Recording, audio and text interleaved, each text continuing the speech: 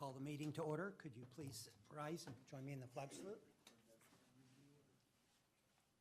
I pledge allegiance to the flag of the United States of America and to the republic for which it stands, one nation, under God, indivisible, with liberty and justice for all.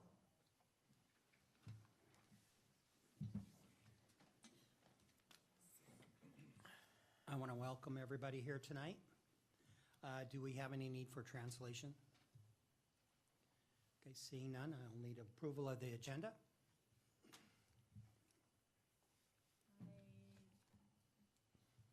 I motion to approve the agenda. And I'll second that. I'll second that motion. All in favor? Aye. Aye. Any opposed? So carries. Okay, now it's time for annual reorganization. Well, since we don't have any students here for a student representative report, we'll go on to annual recognition. Reorganization of our elections. I'm going to start off with the president. This will be a roll call vote also, so I'll ask each one of you individually on your vote.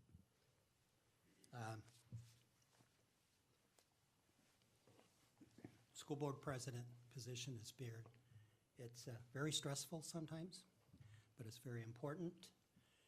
And I believe every board member should have a chance to sit on it at some time. At this time, I would like to nominate Lindsay Prowse as our next board chair. I'd like to second that nomination. Okay? All third.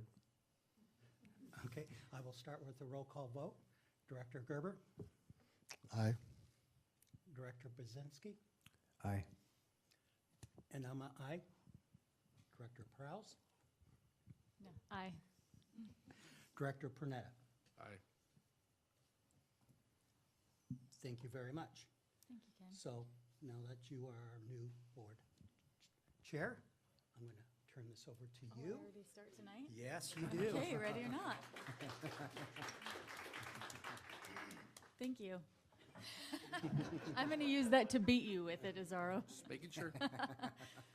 I will now at this time accept a nomination for vice president.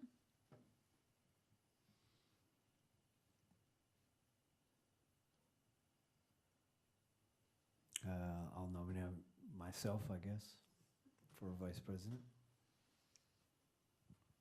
Do I have a second? I'll second that nomination.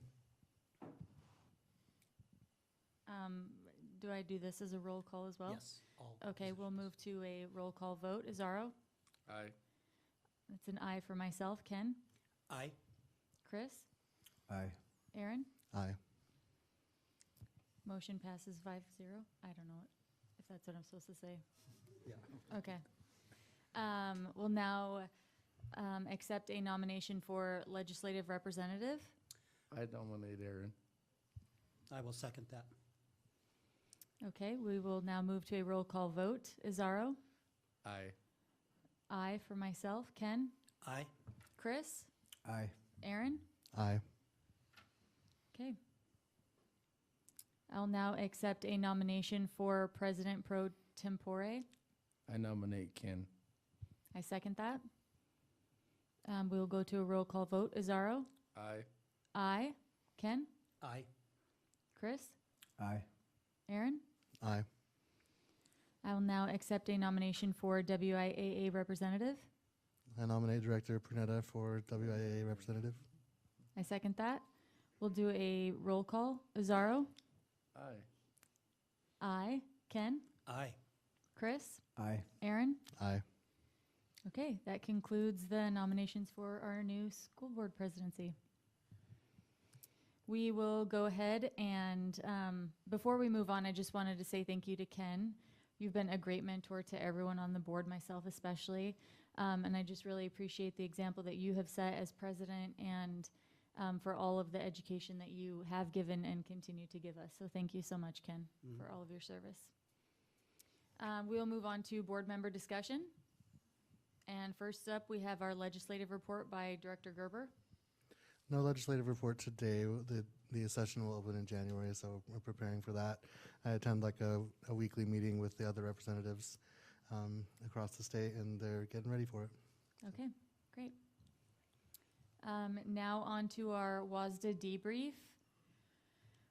We weren't able to do this last board meeting because we were missing too many board members. You were gone and I was in on Zoom, and we decided that we would wait until we were in person to debrief WASDA. So we can go ahead and do that at this time. Does anyone have anything in particular they would like to share?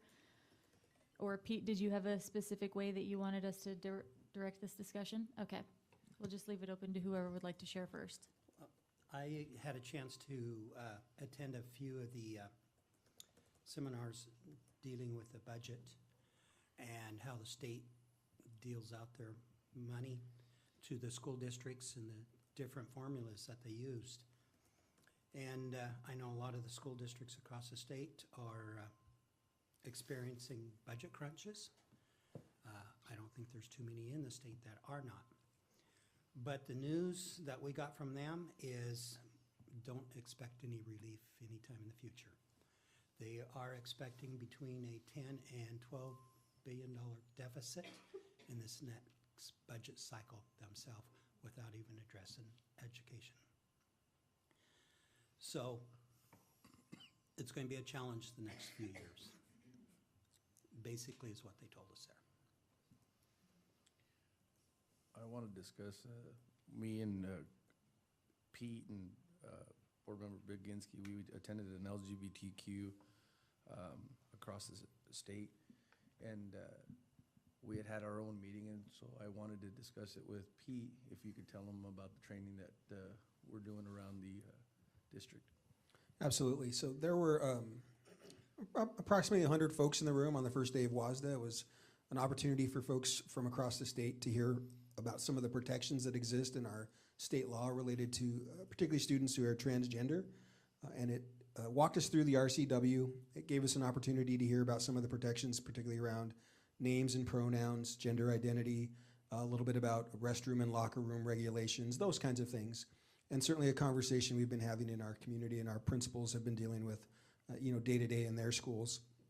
In the last 10 days or so after WASDA, I had an opportunity along with Jessica Schenk and Sandra Villarreal to go to each school across the district and share some updates that came from that very session, to talk about the policies in Othello, how long they've been in place, the requirements in state law, and those kinds of things. We had an opportunity to visit a couple of schools twice just to make sure we were able to engage with most of our employees. And been productive conversations, I know concepts that people are wrestling with and thinking through, but we took the approach that the more information they had, the more resources we could put in their hands when difficult questions come their way, the more prepared they were to share that message with our parents and our students across our schools. So I think the conversations have been productive is how I would frame them.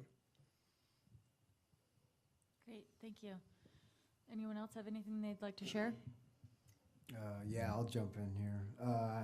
First of all, I really enjoyed WASDA. It was great educational for me, being first time on the board. I had opportunity to, one of the sessions I attended was on cell phones. Peninsula High School had been doing it for 2 years, and so they had the whole principal, superintendents, teachers, they all made a presentation, and it was very, very entertaining, very educational on how they implemented things, how they're changing things, but the success rate's been really, really positive, and that was the main thing. But it's something as we start moving forward, it's something I think we should definitely, I know we're doing it already at the high school, but they kind of turned it up a notch. And one of the things they said, you could save $52,000 and not invest in the pockets. So that was one of the key things I got. Those plastic containers was, because the kids are smarter than us, they were putting burner phones in them, and so they said save your $52,000. So, yeah, no, it was very educational, very, very much enjoyed it. Yeah, the conference was really great. One of the best parts about it is you get to meet with a lot of people from other districts across the state. One of my sessions, I got put at a table with, there was only like 4 of us. One of them was the superintendent from the Seattle Public School District. So talking to him, you have 48,000 students in their district, and it was just insane. And then at the exact same table was a school board member from Evergreen, I think is what it was, and they just have one K through 12 school. And so it was just amazing just talking to all these people about certainly different challenges, but a lot of the same stuff too, no matter how big the school is that we're facing around Washington right now. Yeah, it was a great conference. I attended, probably my most impactful session that I attended was about having students ready for college and kind of next steps and different Running Start programs that different districts run, and was really proud of the work that we do here at OSD, where we are, if we're not already there, we're almost there of having an AA in our high school. And was just really proud to share that work with different schools across the state. And, you know, I learned a lot about community college versus four-year university and what they accept and what they don't accept. And just hoping that our high school is continuing to move forward with offering more classes and more opportunities for kids that, you know, so they don't have to travel to Moses Lake or to Tri-Cities, and they can be successful in our high school and not miss out on that experience. I also attended another session with our superintendent, and it was the Pasco School District, and they talked about how the board works with the superintendent, and again was appreciative of the work that we've put in our district to have a great working relationship with our board and our superintendent, and the effort that we continue to have to communicate well and to be successful together. So appreciate you, Dr. Perez, for that. Anybody else have anything they would like to add? One thing of these WASDAs, like when you're interacting and you're just walking from session to session, I was just walking with a fellow participant, and just he was a first timer too, and so we just got to talking. But one thing I feel we're very fortunate, we have a good board up here that gets along with our superintendent, because the gentleman I was walking with, he spent the whole time complaining about how the board and the superintendent don't get along, and they just can't get anything resolved in the schools. And it was more than one occasion like that. So it's just really appreciate how good Othello's doing right now, and we gotta amongst this time of turmoil that the things we're getting along, and we're doing the best we can for the kids. All right, thank you. We're going to move on with required approvals. Do I have a motion to approve the required approvals? I'll make that motion. I second it. All in favor? Aye. Aye. Any opposed? Okay. We will go ahead and move on to our strategic planning, our big event of the night. Yeah, we'll invite a few folks over, whoever's in that first group, to get themselves ready. Can I make a couple comments about WASDA? Absolutely. And maybe the first one, just a little bit of levity. One of the things I heard in the session with Pasco and their discussion about superintendent and board relationships was you imagine going to a restaurant with folks and ordering a dessert, and there's 6 of you, and you order one dessert and you all share it. And I told Lindsay if that was an expectation that I'd be resigning rather quickly. I wasn't going to share spoons with folks. 2 keynote sessions that I thought were particularly important. One was from Jeff Utek, who worked with many of us in the room when we were processing the sort of online experience for students. And he visited Othello a couple times and helped us think about those platforms. And the sort of the focus of his conversation was around AI and how are we leveraging AI in our schools and making sure that students in communities like ours don't get left behind. And so I thought there was some particularly useful information from him. And then at the end, we heard from the new WASDA president, who happens to be a school board member in Walla Walla Public Schools. And last year, a couple years ago, we attended the National School Board Association Conference, and we heard from a member of the Kennedy family who talked about the Dignity Index, and that in a divided political time that exists now in America, that we have to remember to treat each other with dignity, particularly in public spaces like schools where all folks are welcome. And what I appreciated about the comments from the incoming WASDA president was this idea that leaders like this and leaders like all of you here in the room tonight are going to be responsible for providing clarity for folks in what are divisive times. And there are some comments about what might change federally around public ed. And we're going to be living it and working it every day. And it's going to be our job to make sure our parents understand where things are headed, that our students understand that, and that we help the board make the best decisions for our community. And at the end, even if our politics are different, it's a public school where everyone's welcome and we treat everyone with dignity. And so I appreciated his messaging. Like you say, when you come to a session in Spokane with representatives from all over the state, you could feel the east-west divide. You feel that in the room, you feel that in the sessions, and I thought he did an excellent job of trying to be a bridge for that conversation. So, and I always appreciate you all know, because you've gone to a number of conferences in your careers, and it's part of your job and getting better. I'm always impressed with people who volunteer and are elected to a position to go do that, to step out of their expertise and sit in a room with folks and listen to and think about these issues in a serious way. So I appreciate the board going and taking that on. It was time well spent. So now we're going to jump into the strategic planning presentation, and it looks like John's going to do it all by himself, apparently. So I know he invited some friends up. Say again? Am I going to be able to? Okay.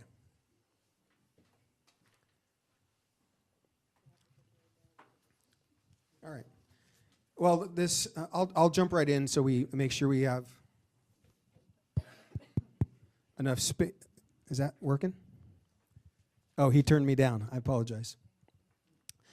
This is the cover sheet, and so this idea about believe, achieve, belong. I want you to think about this tonight for the board as sort of the cover for our book, right? This book that we're writing as the Othello School District, and the subtitle being that we're trying to make sure that every student has an opportunity to live their dreams, and the dreams that their families have for them are able to come to fruition. And so we want to talk with you tonight about who's going to click. We want to talk to you tonight about sort of where we're at in that story, but also to call back that this is not the first year of the Othello School District, right? This school district has been in operation for a number of years. Many of us in this room have been here for over 20 years.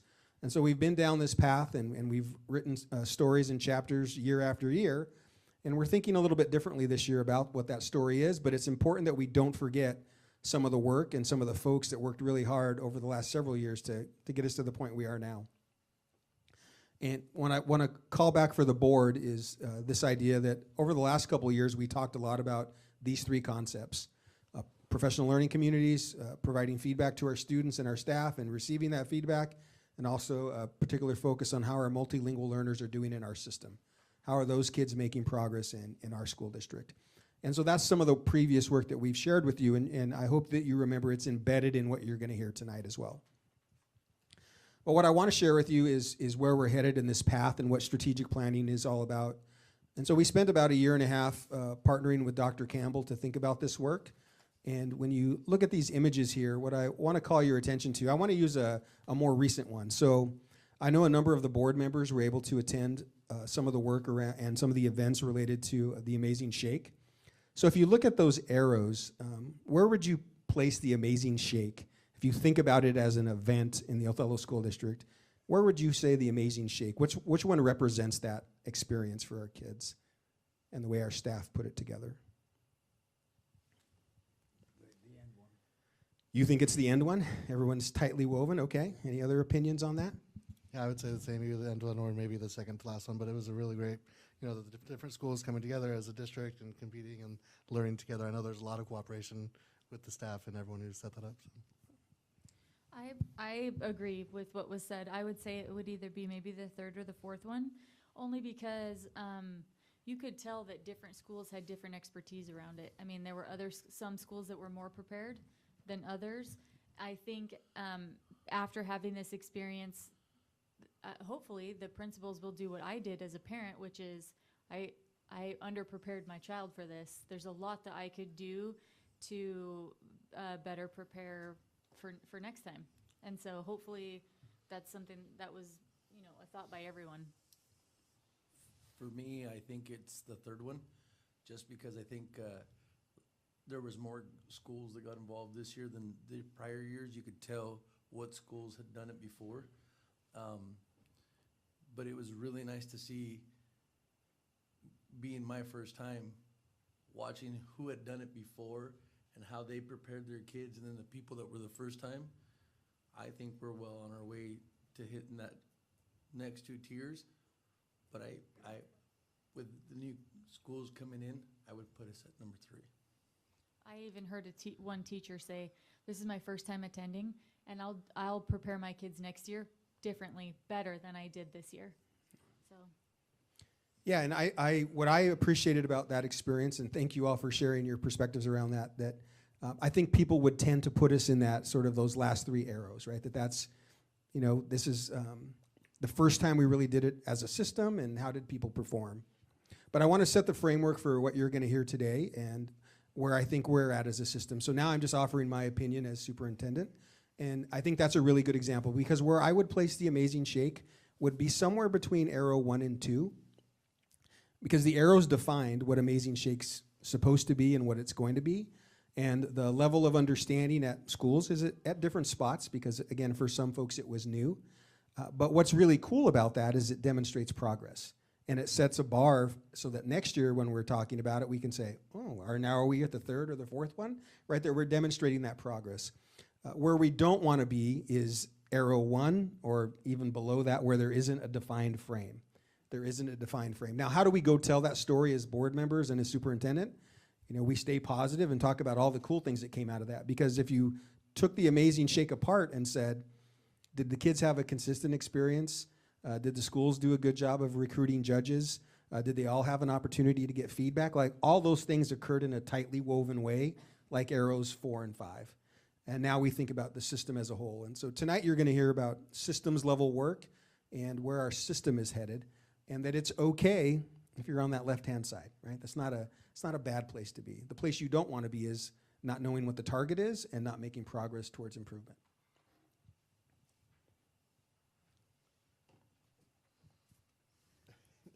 So what you're going to, yeah, go ahead. We're going to turn it over to the experts in the room, and those are our building principals and assistant principals, and some folks from teaching and learning. You're going to hear from John Wiseman tonight, from Assistant Superintendent Jessica Schenk, and from Dr. Meek. They're going to help lead us through some of this work. And like I shared with the board at our last meeting, the most powerful part of tonight will be not only sharing the work of our teachers and our kids, but the question and dialogue that comes from the board back to these guys, because really they have the expertise around what you're going to hear tonight. And so I'm really looking forward to the story that they're going to share with you. We certainly appreciate the opportunity to share out the work that's happening across the district around trying to reach the goals that we have set in the strategic plan for the district. This image just represents, of course, you're going to hear from all of the different campuses. But what I hope that you hear is, and I appreciate the message that Pete just gave, is that the areas of unity, of trying to work closer together, more collaboratively, supporting one another, and recognizing that we might be at different campuses and different sites, that we're all OSD. Like, they're all of our kids. And so especially as they go from the elementaries and to a single middle school and to the high school. And so just recognizing the importance of that. So the 4 goal areas that we'll be discussing tonight is around safety and belonging, early excellence, mastery of standards, and being future ready. And so what we have asked is that the buildings are going to give just a snapshot, if you will, of some of the work that's been happening at their schools. And so, and targeted towards these outcomes. So they increase the amount of time that we're spending in our learning environments, the number of students who are getting prepared to read at grade level by 3rd grade, increase the number of students that are proficient in math, and increase the number of students passing all of their classes at every grading period. And so those will be the big themes that we'll be talking about, starting with safety and belonging. So of those goals are not necessarily ranked in a certain priority area, but I am glad that we're starting with safety and belonging first, because before we can focus on mastery of standards, before we can focus on being future ready and graduation, we need kids at our schools, and we need them in our classrooms. And we want all of our students to have a feeling and a sense that they belong, that they're safe, that they have adults that are advocating for them, and peers alike. And so that's what we're gonna start off tonight in focusing on. So luckily, I thought for a while it was just gonna be myself, but you're gonna hear from 5 different campuses around this. All of our schools, this is a focus. But just for time's sake, we kind of divided up who would be sharing in each of these categories. So we have 5 campuses that'll be sharing tonight.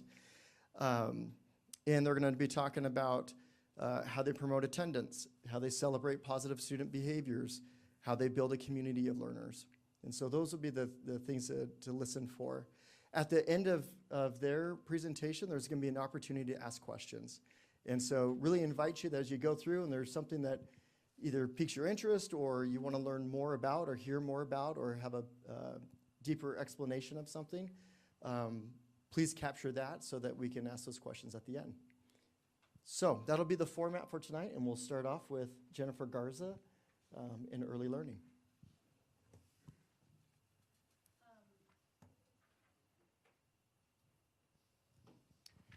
So one of our focuses this year in the area of safety and belonging has been making sure that we're providing professional development for our teachers.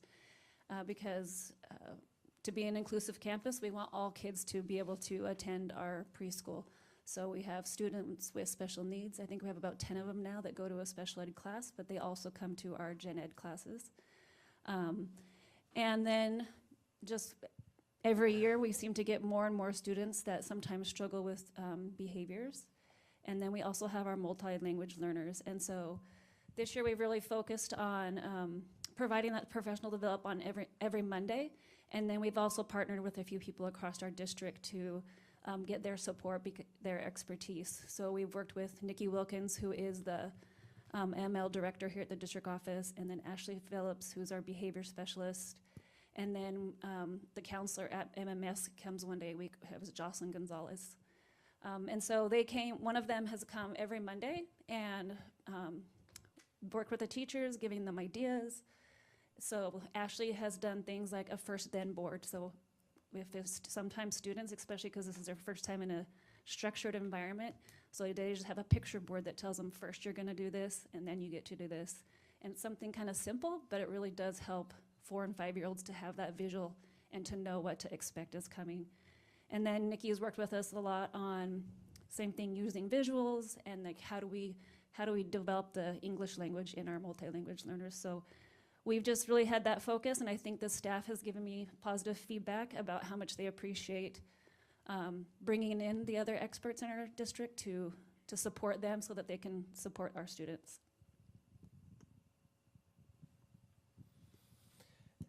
Yeah, and when John led in talking about safety and belonging, that is important. Students have to understand that you're safe at school and you belong at school. And both of those being super important, one of the ways that you can help instill that in your students is to celebrate success and to be very clear with them about the expectations that you have and what that success looks like in your school. And so at Lutucaga, our example is we say, somos leones, right? And everybody responds, we are lions, right? It's part of what we are. That's not just us telling you our mascot. When our students say that, they understand that there's meaning attached to it. What does it mean to be a lion? How do lions behave? What does it mean to belong to Lutucaga as a lion? All of those things are all wrapped up in saying that. And so one of the things that we do, and we know that other schools around our district are doing, is we have really clear expectations for our students. They don't come to us ready, knowing every single rule and everything that we expect. We teach them. We're very clear about what those expectations are. And when those expectations are clear, students are more comfortable. Students understand what they should be doing and that we're gonna follow up on it. And so that's a very clear expectation that we have for our students, and then we measure that success. And so there's different programs. So when we're talking about attendance, we obviously communicate that with our parents, but we have ways of measuring that and following up on it and letting families know what the expectations around attendance are. And then same thing with our discipline, right? We track our discipline and we have a program for that. And it lets us know, hey, is this a problem that a couple students are having and we can support them? Or is this something that as a school, right, like it's a systemic problem? We have a lot of students that are struggling in this way. What can we do as a school to better support them and to change the way that we're doing it?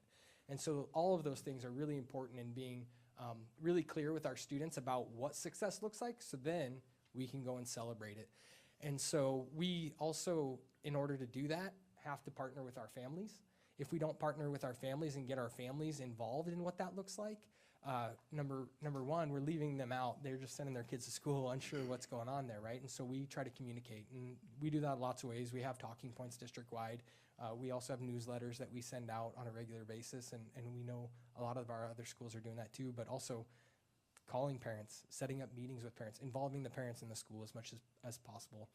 And so that's a really important part of what we do. That's how we let the parents know your kids are safe here, your kids belong here. It's important that they're here on a regular basis because we're doing important stuff. And then lastly is when we're meeting those goals and when we're doing all those things, we need to celebrate it, right? So we have a bunch of different celebrations we do. We're a house system school, right? That's our character education. We get kids excited about that and involved in that.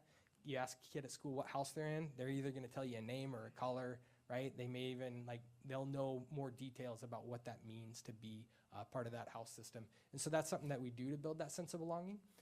And one of our things that we know too is at our school, we have our mission as a school, right?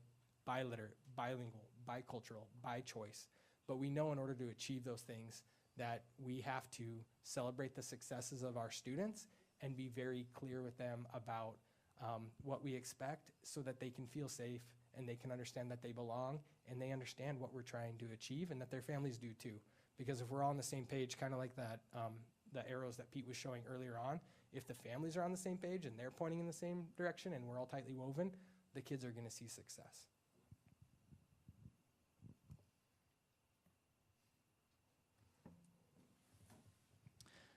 All right, McFarland's up next. So part of our belonging and culture has been steered towards the staff and student recognition and enjoyment of being at school.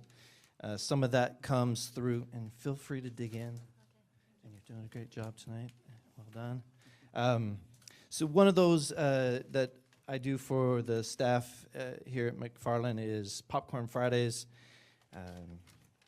Give a little juice to the staff to get through the last day of the week, head into the weekend. And so that's one of our fun little activities that we'll do. Some of the other things that we created was our fun club, and that's a group of us that work together to come up with different ideas, recognitions for staff. For example, some of the activities that we do, secret staff dress up, activities during our PD. Chris, I believe, is our reigning paper plate champion.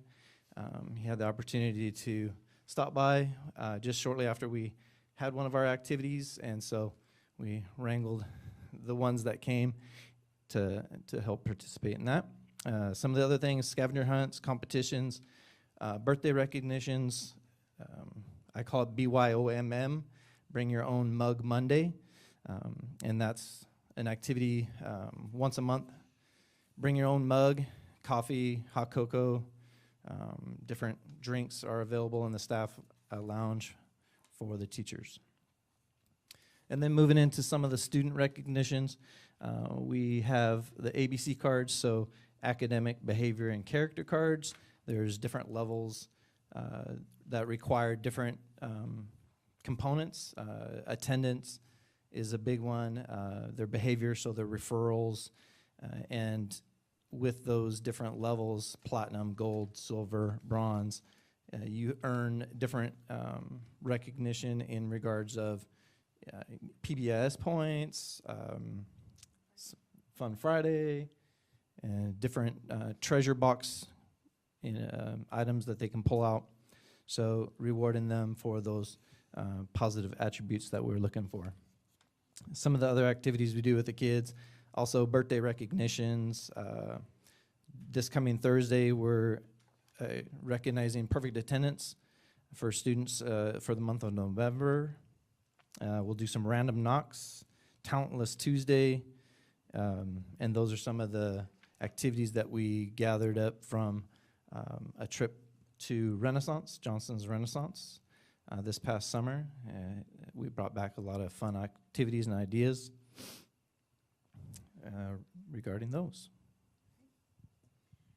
I'm going to talk about our discipline and attendance, and I guess Clint gets to be the fun guy, and I get to take a little bit more serious note. With if you look at the graphic up there, so in 2023-24, this is, and we're comparing the exact same time frame last year as to this year.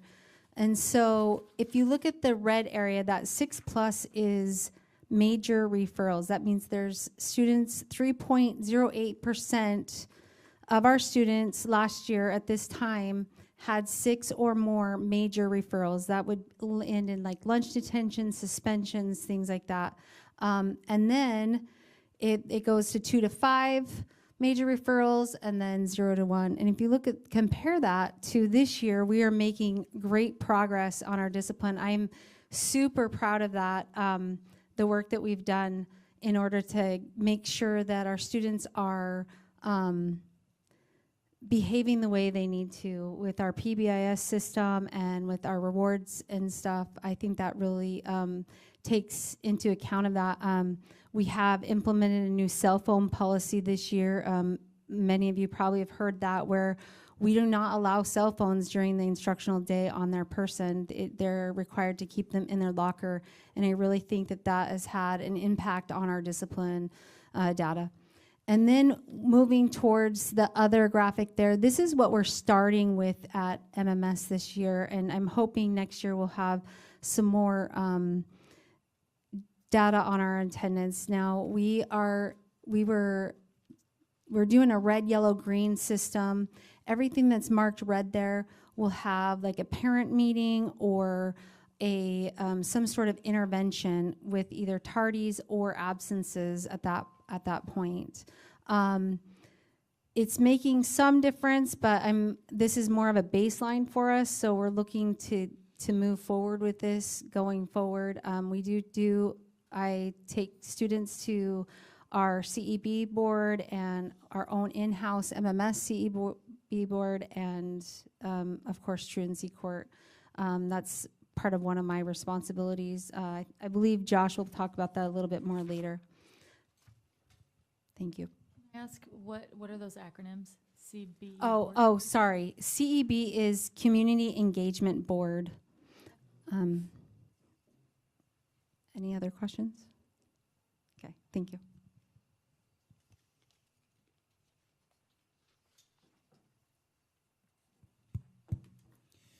Hey, good evening to all of you guys. I forgot my wallet. I would have handed out Hondos to all of you guys. I don't have popcorn, but we're just gonna go with it, and I'll owe you guys. So, Lindsay, good question on what are CEBs. That's kind of a good entryway to what I'm gonna talk about. I'm gonna talk about some things that are relevant to truancy as well, and kind of some factors that are impacting us. First of all, the acronym Community Engagement Boards, what is it, is probably more important than what the acronym stands for. It's an attempt at, it's an intervention, and we make that very clear. It usually happens in this room, and we try to find out what is at the root of the problem for these families and these kids. These kids show up. We have them every 2 weeks, and usually we have every school is bringing 4 students. The secondary schools are usually taking every spot. Elementaries is kind of hit and miss. They tend to like school at that age, and then when they get to the secondary schools, just a little bit harder to engage with them. One of our primary goals is try to find out what those factors are, and try to find ways that we can engage students with their school, because there's always something at the root of the problem. And we have different people that sit on this panel, from our administrators to our juvenile officers, as well as some other people from local businesses or agencies in the district. One of the things that we're really working hard towards is trying to accommodate more students in our community engagement board. So this year, more than ever, we've started some in-house community engagement boards at every school, meaning McFarland Middle School, high school, as well as our school. Up to date, the high school has taken, a total of 73 students. Our school has taken a total of 38 students to community engagement boards, and the middle school has taken 19 students. How many have actually gone in front of a judge for truancy? 9 at each school, high school and Desert Oasis, and then 2 at McFarland Middle School. Our goal is to not have to go in front of the judge, right, Becky? One of the things that we're doing that we're super proud of, in the last week and a half, the judge has requested to meet with me in regards to what are some things that we can put in systemically to help kind of conquer the big issue of truancy and why kids are not coming. So I've reached out now to Benton, Franklin County, as well as Yakima County, and then most recently Grant County.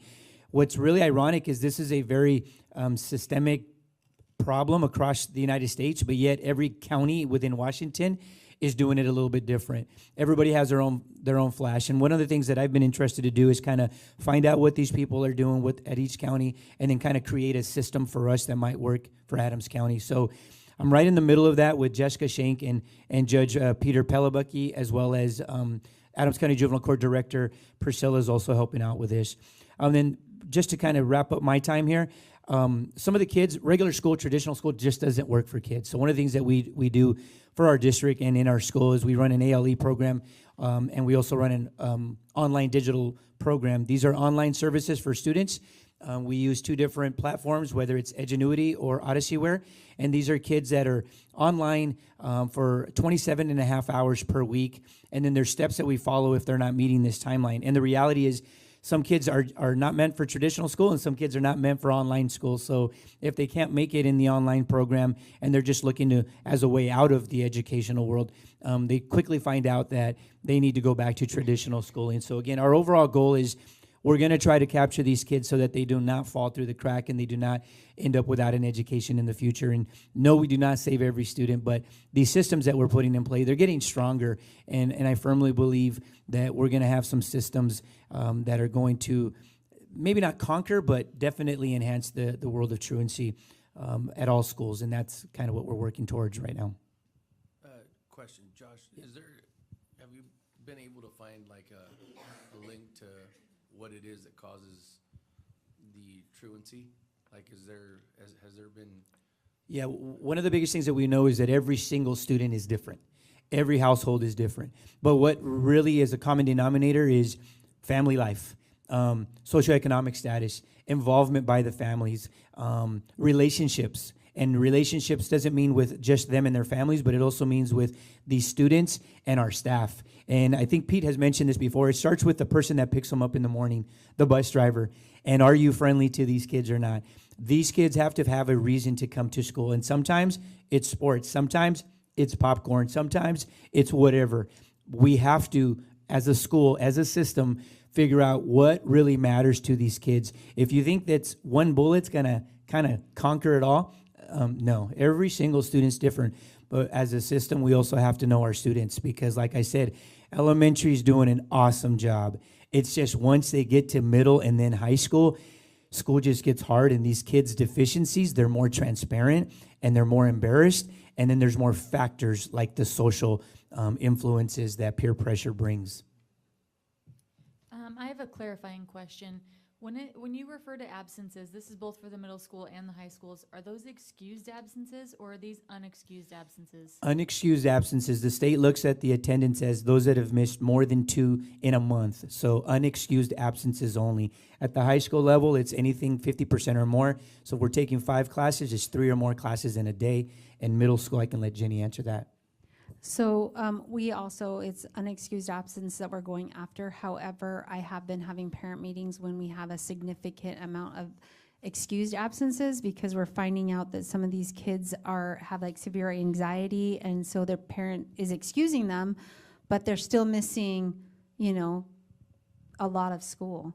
When they're missing 2 or 3 weeks, I mean, that's a lot of instructional time. And so we've been, something Josh and I have talked about is if we can curb this problem at the middle school, we think the high school will be so much better off. And so we're trying to catch it now as at a middle school, and so we're doing a lot of things trying to work with them, get them hooked up with a counselor and things like that. Okay, thank you. At the elementary school, though, I mean, there is a count. It's 5 excused absences in a month, and that does trigger a process for us to meet with families to talk about those excused absences.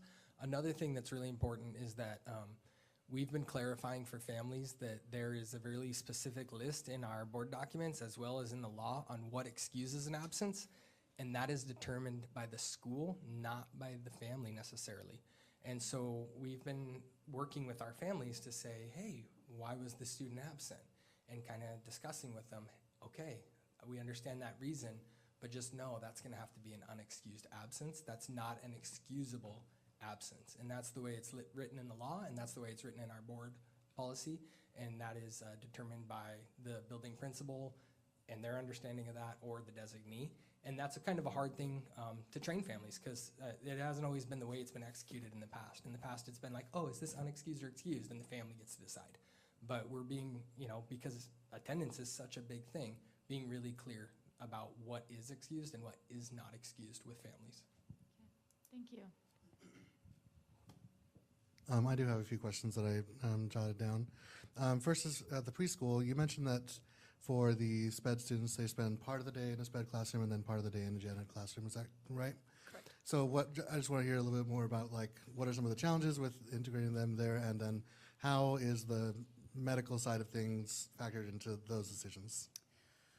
So the ones that we put into our gen ed classes are ones that will go to probably a typical kindergarten classroom. And so we're trying to get them used to not just being like, and when they're in the special ed classroom, they're like in a group of about 6 to 10, sometimes even less than that. And so it can be very different and very overwhelming for them to go into a classroom with 18 students. And so sometimes that can be a challenge for them. Sometimes they have some behavior challenges also because, a lot of them maybe like loud noises bother them, or too many things on the walls and that kind of stuff. But they will go, we're just trying to get them used to that this is what it's going to be like. And so we don't currently, we do have a couple medically fragile students. They currently, they'll be at preschool for another year, so they just go to special ed. So we kind of have both things going on. So like you said, it's partially divided by who's going to go to the typical kindergarten and who won't. Yeah, we have had a couple students. I'll just give an example. My own nephew, Kingston, he goes to the self-contained classroom at Wahigatus, and then he pushes out and goes to do a couple of activities in the regular kindergarten room. And he was in a regular preschool class all last year. So it kind of just depends on, by time we get to May, where's their ability level at? Are they ready for an even bigger setting? So we kind of just watch that and monitor that all year, and then we make those decisions in May. Great, thank you. I had another question. How was the soft rollout for the kinders this year? Did it help get them used to it when we had that slow start? So we had, we kind of had a little bit of mixed reviews. Some of the I would say the majority of the teachers really liked it because they felt like they had a little bit more opportunity to get to know their kids. I know at some of the schools, they actually moved kids to maybe have a better fit with a different teacher or a different setting. It was 2 weeks worth, and so I know some of the teachers thought that was too long. They just wanted to do it for the 1 week. So it was those were kind of some of the results we got from that. Yeah, at our school it was positive reviews, but I know that there were some differing opinions on it, and there's definitely pros and cons to all of it, right? I mean, there's pros to saying like, hey, let's just get all our kids and get started, and then there's pros to saying like, hey, this is kindergarten, a lot of kids, one room, let's really ease our way into it. And so our teachers appreciated it, but I know that there was definitely some feedback about what the pros and cons are, or how we could continue it but improve it. Could I ask that the elementary schools give us some information, because that was something big that we were looking at, especially for me. If all the elementary schools could get us some information on just pros and cons of what they thought and how it helped and how it didn't, that'd be great. And if you're planning on doing it again next year, whether that's something. We, at the beginning, after we did that, I met with all the elementary principals or assistant principals, and so I actually have all that feedback on posters that they made, so I can type that up and get it to you. Yep. That'd be great, thank you. Sorry, ahead. go ahead, Erin. You're No, you go ahead. Well, my next question was kind of moving on to something else. Was yours still part of this? Nope, mine is moving on. My next question was for something that Paul talked about for Ludokaga. So obviously, sometimes these attendance issues are things completely out of the school's control and sometimes completely out of the kids' control. You mentioned these attendance follow-ups. What do those look like? How do those work? Yeah, so often what that'll be is we'll look and we have a program that we look at that tells us, hey, this kid has this many days. Like it triggers the different levels that we see, like 2 unexcused absences, 5 unexcused absences, or 5 excused. We look at that and it may be like, oh, 5 excused, that kid already did a prearranged absence form. They explain they're going on family vacation. Cool, we check that one off, we're done. It may be like, oh, this kid has 3 unexcused absences already. We've already communicated with the family once. We're gonna have a meeting. And so we ask the parents, we say, hey, we've had this many unexcused absences. We need for you to come in and we need to have a conversation about what's going on at home and how we can make sure that the kids are at school every day. And oftentimes, you know, we can look back at a history and say, what is it that is leading to this? And what can we do as a school district to help partner with you guys to help this? And sometimes we notice there's a pattern and we can really quickly point to, hey, yeah, we see where it's happening, we see why it's happening. This is a family matter that, you know, we understand every family is different and, you know, has different reasons for why this happens. And it really does give us that chance to do what Josh was talking about and take an individualized approach to why that student's not getting to school and help do our best to be very clear about what the expectations are for attending school and what we can do to help that family get their kid to school.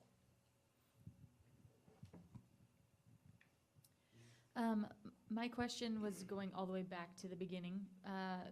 Pete, when you talked about multilingual learners, how many different languages are we working with in our schools? Do you know, roughly? Yeah, well, the predominant languages are Spanish and English, right? That's what we deal with. But we have some students that are coming from South America that bring other native dialects to the table. But really the ones that we support as a school district are Spanish and English. Okay. Do we have a program, like if we have a family that doesn't speak Spanish or English? I have a brother-in-law who works in Grant County, and he said, you know, they subscribe to, I can't remember what it's called, but it's something where you can zoom in and the person speaks, you can just say whatever language you need, and then you Right. can have an interpreter. Do we even need those kind of services? Yeah, there are some excellent technology tools out there to help with that. And I know Dr. Meek and Amy Paris in particular have been instrumental in trying to find those resources that already exist in our community. Okay. If you think about the partnership we have with CBHA, they have some tools and resources that they use there for those specific services that we're able to access and use as well. So Great. absolutely, we make every effort to provide the information and the language that the family requests. Perfect. Thank you.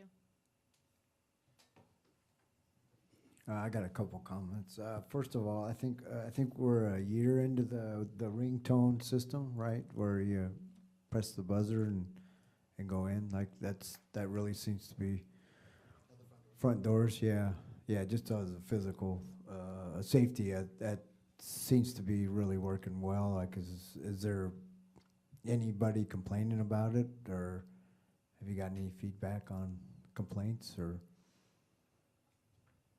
Just, I think it's a great system, but. We haven't really had very many complaints. When it first went in, we had a few complaints, but once we explained the reasoning why, and once you explain to people the reasoning why and keeping their students safe, it's pretty obvious. They're pretty accepting of that. Yeah, no, I agree. I was just wondering what, there's always people that complain about something, but. The preventative maintenance, I think you kind of covered that. You know, I just kind of always reflect things in my own personal life. Being a farmer, I always preventative maintenance goes a long ways. Like just a little grease in a PTO shaft, and you get a lot more hours out of it. So that I agree with. I think that's kind of the preventative. If you prevent get a hold of the kids and the behavior early, then it makes the high school a lot better. So I appreciate that. And then the cell phone, one thing in the seminar that Peninsula really you were talking about putting the cell phones away. Like they allowed the kids to have them at the beginning and at lunch and after school, but after that, no cell phones. And they're finding that the kids are actually, before the bell rings, they're actually communicating with each other, and they hadn't seen that in a while. So the kids are actually engaging a human conversation. So that was a great thing. Are you starting to see that? We do see that, I think. One thing that I've noticed from last year to this year is we have an extremely less amount of like social media problems, complaints, reports. You know, we were getting those all the time. It was flooding my office all the time about so-and-so took a picture of me, so-and-so is recording this and posting it, and there's very little of that. If there is any, it's very few and far between. Wouldn't you agree? And so it's really allowed students to concentrate on their studies. I have had a couple parents complain very fiercely about cell phones. Obviously, if a student has a medical issue or there's extenuating circumstances, we do allow them to have their phone. I know I'm diabetic, and so I use my phone as a monitor, and we have students that do that as well, and they're allowed to keep their phone, and they have a pass for that. But for the most part, those students aren't the ones misusing it anyways. And so it's really impacted our culture in a positive way. One thing the Peninsula mentioned is that they really got the kids on board, so that if little Johnny or little Susie's in a wheelchair and has to use a tablet, like there's not, well, you take my cell phone away, why do they get it? But they got the kids involved so that the kids can as a group can say, well, there's a reason why little Johnny or little Susie has that, and then the kids kind of beat that or conquer that situation. One other thing I wanted to kind of point out along with that is that the feeling of safety without the cell phones is our feeling of safety with our students is a lot higher. Last year we had a lot of kids that didn't want to use the bathrooms or different things like that because of cell phones, and we have had very little complaints in that area. Good.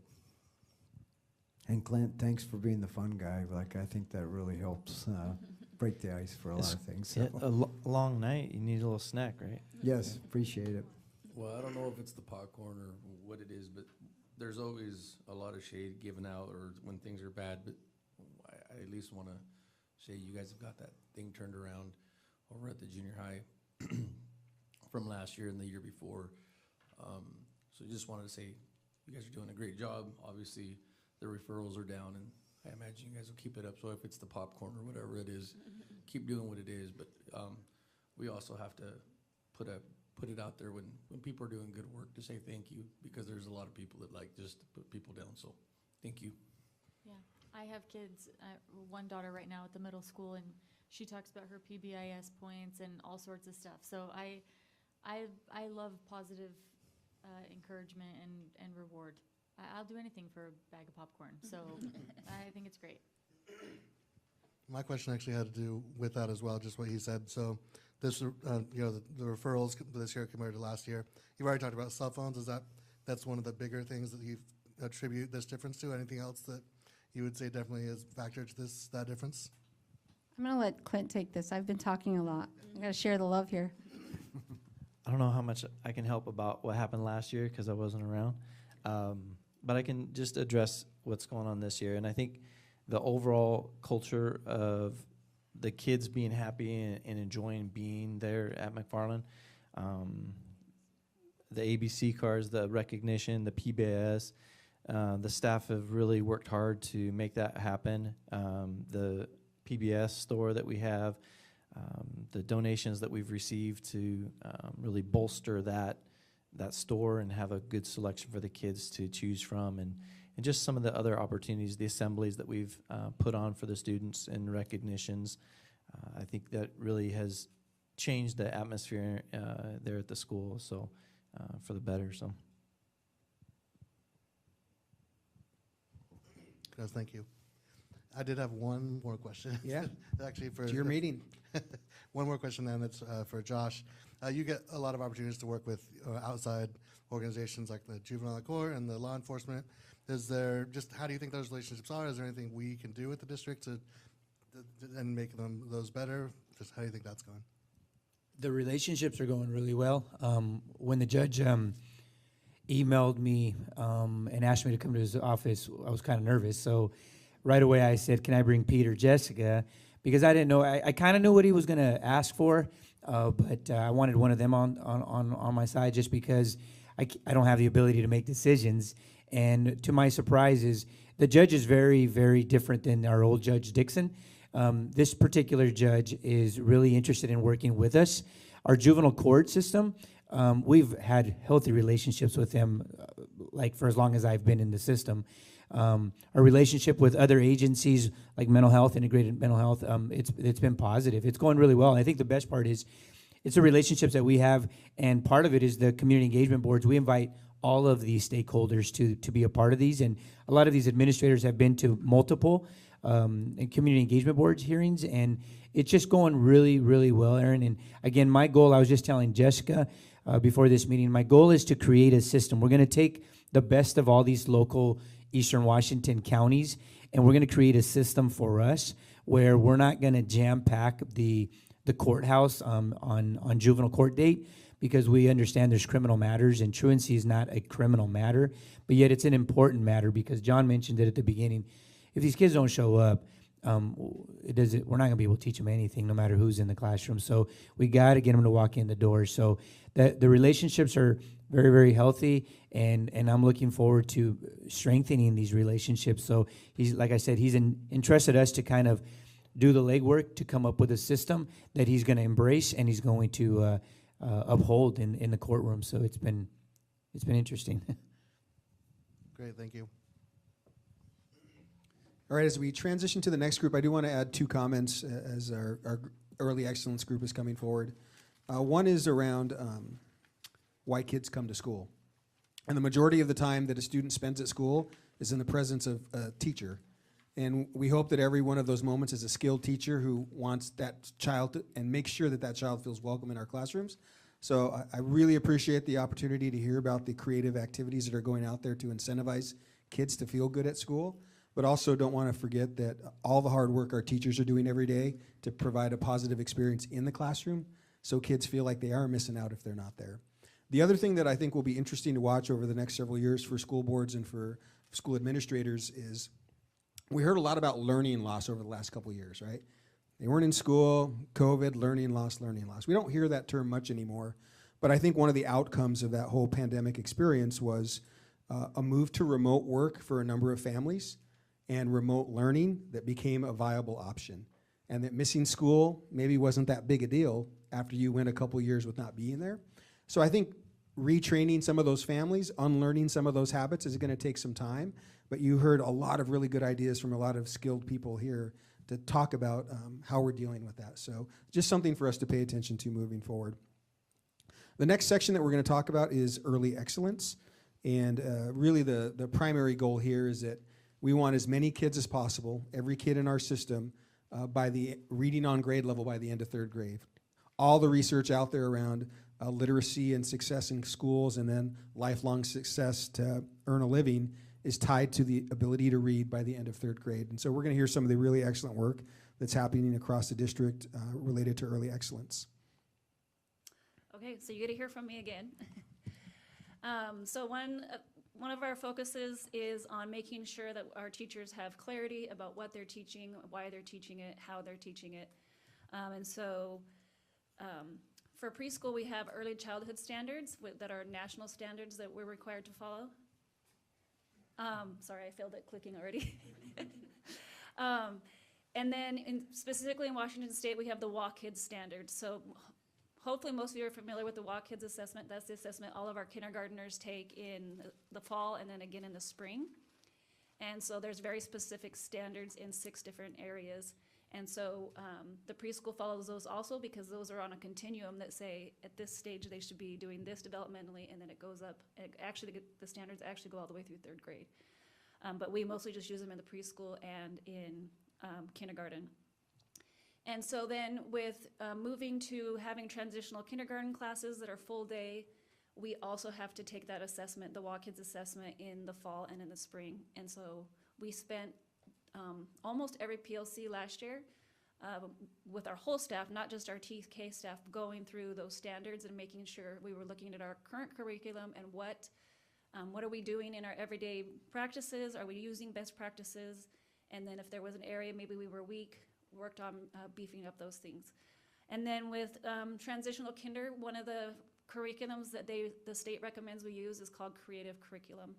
And so once again, with expanding our program, my TK teachers spent 8 days this summer really digging into that curriculum, and then also the WAKIDS standards and making sure that, once again, are we meeting all those standards? You know, there's academic standards, social, emotional, physical, fine and gross motor. And so really looking at that new curriculum because it was new for them also, and then making sure, do they have clarity around those things? Are we using best practices, and are we meeting our standards? And then 5 times a year, so they do the WAKIDS assessment in the spring and the fall, but to progress monitor that along the way during 5 times during the year, all of our preschoolers, whether they're in the TK full day or our half day classes, take an assessment to just make sure that we're making growth, and then making sure that all the kids are getting the standards during the core instruction, but then when they go into their small groups, the teachers can differentiate and make sure that they're meeting kids at that level, but still pushing them to meet standard and be ready for kindergarten. And so not only did they meet during the summer for those 8 days, but then several times on PLC they've been, like they did 2 units in the summer, and so then sometimes on their PLC days, and then the Tuesday right before Thanksgiving, they spent the whole day also working on getting the next 2 units ready. So just trying to stay ahead of what's coming and making sure they're ahead of the game and doing what we need to get the little ones ready for kindergarten. Okay, so at Scootney, we knew, looking at data and looking at our students in 3rd, 4th, 5th grade, that we had a significant amount of students that were not meeting benchmarks, not reading successfully at a 3rd grade level. And we had been spending a lot of time and energy and resources on providing interventions and trying to backfill, trying to address those needs at those later grades. And this year we really changed our approach and changed our system to improve our foundational reading instruction in the primary grade level. So in kindergarten through 2nd grade, we made some big changes.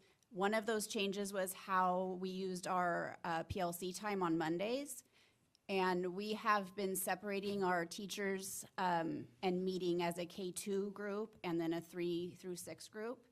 And in our PLC time for those kindergarten through 2nd grade teachers, we have provided a lot of really intentional professional development on our curriculums that we're using, on giving teachers time to actually practice teaching lessons to each other, to debrief and talk about how instruction's going in the classroom, and a lot of conversation vertically between teachers from kindergarten, 1st grade, and 2nd grade. And so that has really changed the way that we are providing instruction in the classroom. We moved our core phonics and phonemic awareness instruction from small group instruction. In the past, a lot of that instruction had been provided by paras in small groups. And this year we changed, made a change to our system, and now all of that phonics and phonemic awareness instruction is being provided by the classroom teacher in a whole group setting. And then we're using our paras to follow up and provide practice opportunities for those students in small group setting. As far as collecting data and kind of knowing if we're being successful and what it's going to look like when we're successful, we know that because this is such a big systemic change, that it's going to take time to see those results.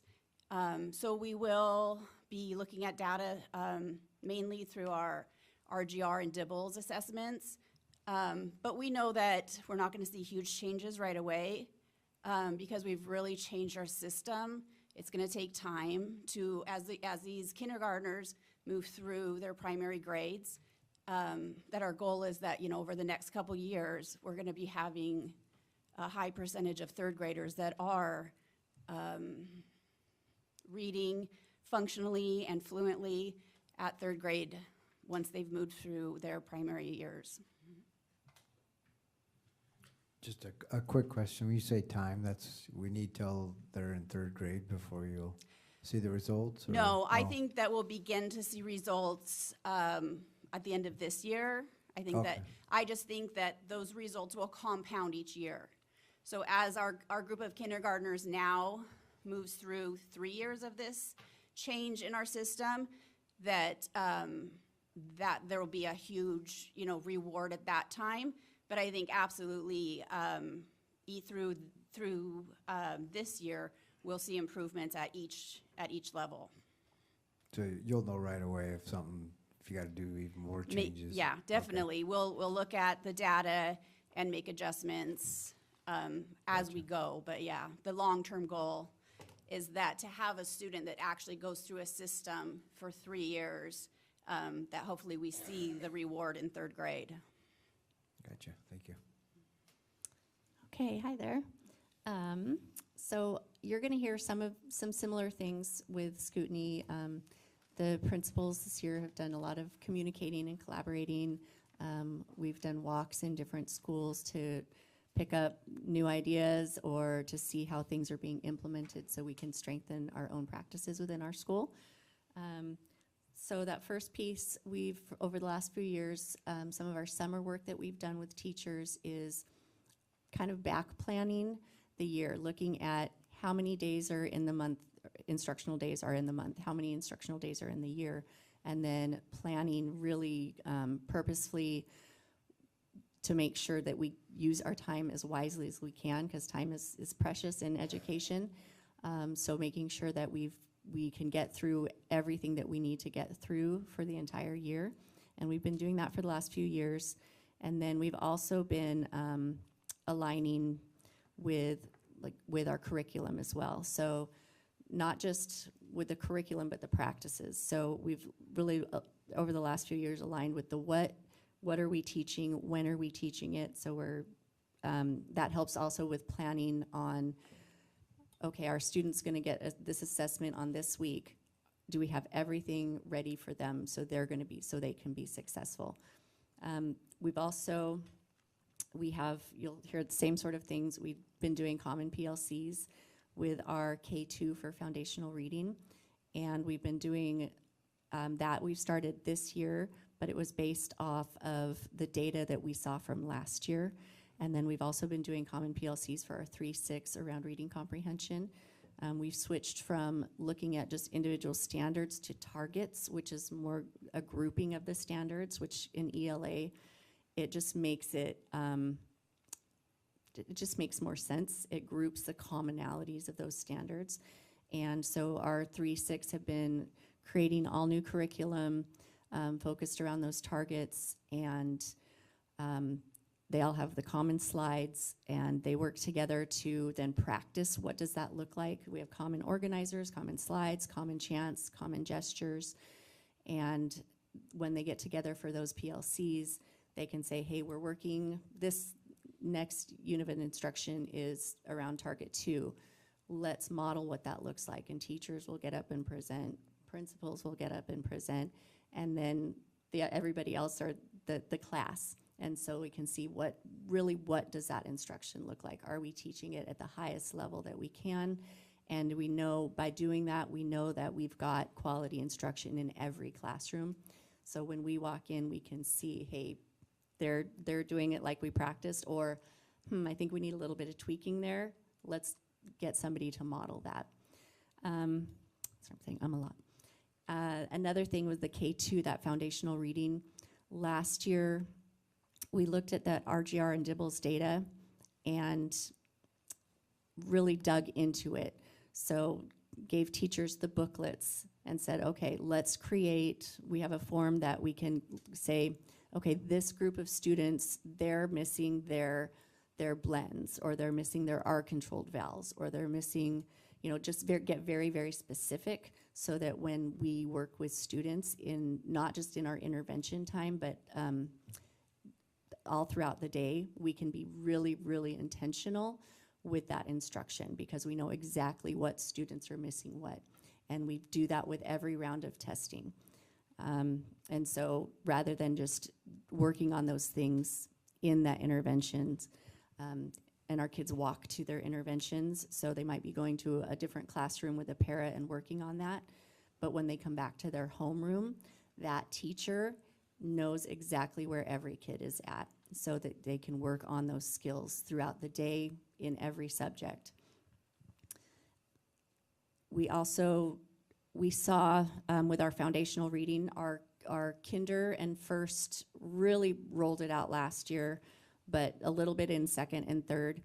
It was taking our Hegarty, which is teaching the phonics and phonemic skills, and not just doing it in intervention time, but doing it in whole group time. So they're getting like sometimes double, triple doses of that throughout the day. And it's exciting because I'm gonna jump down to that data piece. We saw kids coming into this 24-25 school year, comparing it to the kids coming into the previous year. We saw a 10% increase in the third grade students who are fluent readers, which fluent meaning not just word count per minute, but word count and accuracy. And we're excited. We know that with the intentionality and the intensity and the purpose of instruction this year, because we're continuing that work and we're just building it and making it better and better and better. We're excited to see where that leads us to next year, but we're constantly, what's the saying? I can't think of the saying. Anyway, checking throughout the year. We want to know where kids are at every step of the way, so that going into next year, we have high hopes for where they're going to be.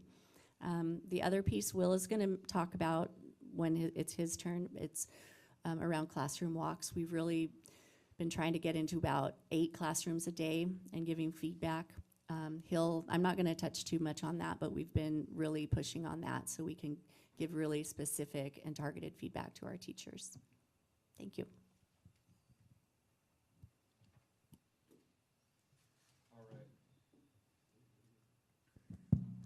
Okay, so some of this might seem a little redundant because you guys already got to visit us, but going to hit on the idea around the vertical collaboration in the K2 PLC. Jesse kind of spoke about it as well from Hiawatha, but the idea that the top part there, 3.1, says, ensure educators have support and resources necessary for the systematic instructional alignment. We're in about year 3 or 4 of the vertical collaboration at our building. Started with 3-6 ELA quite a few years ago and then have built out from there. And this year I've really jumped into the K2 phonics piece. Our teachers are incredibly hungry to do better than we had been. And a lot of this work started last year for them is around the phonics piece and saying what we're doing it wasn't getting us to where we needed to be, and so how can we take that next step? And so this vertical collaboration piece of meeting every Monday, and again, you guys got to see that when you visited our building, of them all sitting in one room. How are we teaching these certain things? What are the absolute best practices? What's getting us the biggest bang for our buck with this specific section of the lesson? Right now, I think we're on section. I think we've gone through 5 of them so far, and just dissecting each section of the lesson itself. And when I say that, I mean what is the best way for us to teach it? What has worked for our students? Okay, now let's create this is what the curriculum says, but at WAHEDIS, this is what the lesson's gonna look like. And that's what that flow chart idea and scaffolding looks like, the best practices. So they actually have a document they've created that says, when we teach this part, this is what it should look like. And the idea around scaffolding, we don't want to be doing too much for our kids. We want to live right on the edge with them, that we're giving you just enough support, but you're the one doing the thinking, you're the one doing the talking, you're the one doing the practicing, because the last thing you'd want to do is walk into a classroom and the teacher's doing all the thinking, the teacher's doing all the talking, because we already know how to read, right? Like, we don't need the practice. They're the ones that need it. And so making sure that we're always planning around that. If the kids have it, how do we remove some scaffolding? How do we remove some scaffolding? How do you remove it for part of the class but not the other part? And the more we can get in a room and talk about those things, I think the more successful we will be.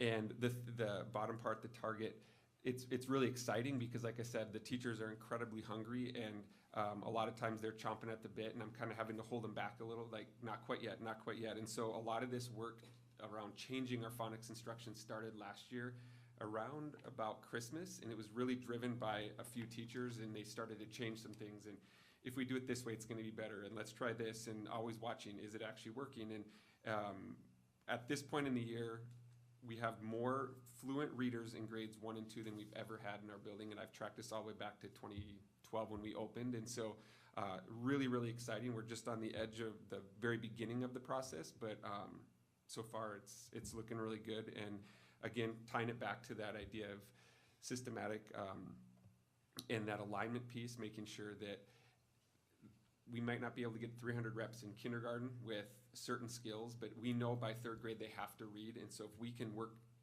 incredibly closely together, we can get them by that 3rd grade time, because once you move to 3rd grade, if you're not a fluent reader, it's very, very difficult, because you're now not learning to read, you're reading to learn. But if you're also trying to learn to read on top of that, it's very difficult. So yeah, that's what we have. Any questions for us?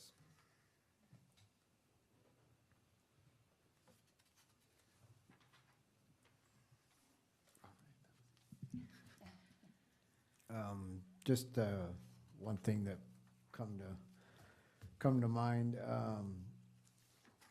is, you said things are rolling right now, so if it ain't broke, don't fix it. Or are you thinking, okay, we're hitting this, we can do better? Or how do you approach that? Well, I think in the discussions really were around, we were getting to about that 50% mark with our kids, and we had done it year after year for about 3 years. Even coming out of COVID. And so we knew the system was getting us to about 50. And about half of our kids were getting to 3rd grade reading fluently and accurately. But no matter what, in the current system, the way we had it, we couldn't get past that part. And so that's what really pushed the teachers to, like, they're not getting enough reps. What we're doing is not giving them enough. They're not focused enough on certain skills. We're throwing too many at them at once, and they're not mastering it. And then we're moving on. And so really trying to figure out how to fix that, and then again, back off, so we're not the ones doing the thinking and talking. We give just enough instruction and then make them practice. And how can we design the lessons to, there's 20 kids in the room and they all need to be reading accurately. How do we do that and not letting kids practice inaccurately? And so the system wasn't completely broken, but it was getting us exactly the same thing year after year. So that tells us that it was doing its job, but it wasn't the right job, so we had to kind of change course a little bit with it. Yeah. I think one piece to add about that from a strategic planning perspective is really the title of this whole presentation about empowering dreams for all. It's for every kid, right? And if we have systems that aren't guaranteeing that every kid can read by 3rd grade, we need to be constantly thinking about it, even though it might be rolling, like Justin said, right? How can we do a little bit better? And one of the foundational experiences I had as a building principal, let's say in schools with demographics that are similar to those in Othello, that 70% of your kids at standard. That would be pretty outstanding across the state of Washington, across the country. People would say, wow, they're doing some really exciting work there. And the person who was talking us through this whole process said, well, if you have 20 kids in your classroom and you have their 20 little faces in your 3rd grade classroom, take 6 and X them out, because those kids aren't going to be at standard. And which 6 are you going to pick? And how are you going to speak to their families? Are you going to call those families and say, hey, you're not coming to school enough? Those kinds of things that prompt you to say, until every kid gets there, we're going to keep thinking and tweaking it. And I think at the board level and the superintendent level, it's being keepers of that vision and having those aspirational goals that really smart people like this keep pushing on it every day, and we keep asking the right questions. It's really encouraging to hear the positive statistics and data about it. Of course, to get some of the data, you have to do lots of testing for the kids. It seems like they're doing lots of testing more than when I was there, I guess. Do the kids handle that okay, or they get exhausted, overwhelmed by the testing, kids and teachers, I guess? How does that go? I think they handle it very well. I think the more, oh, is it on?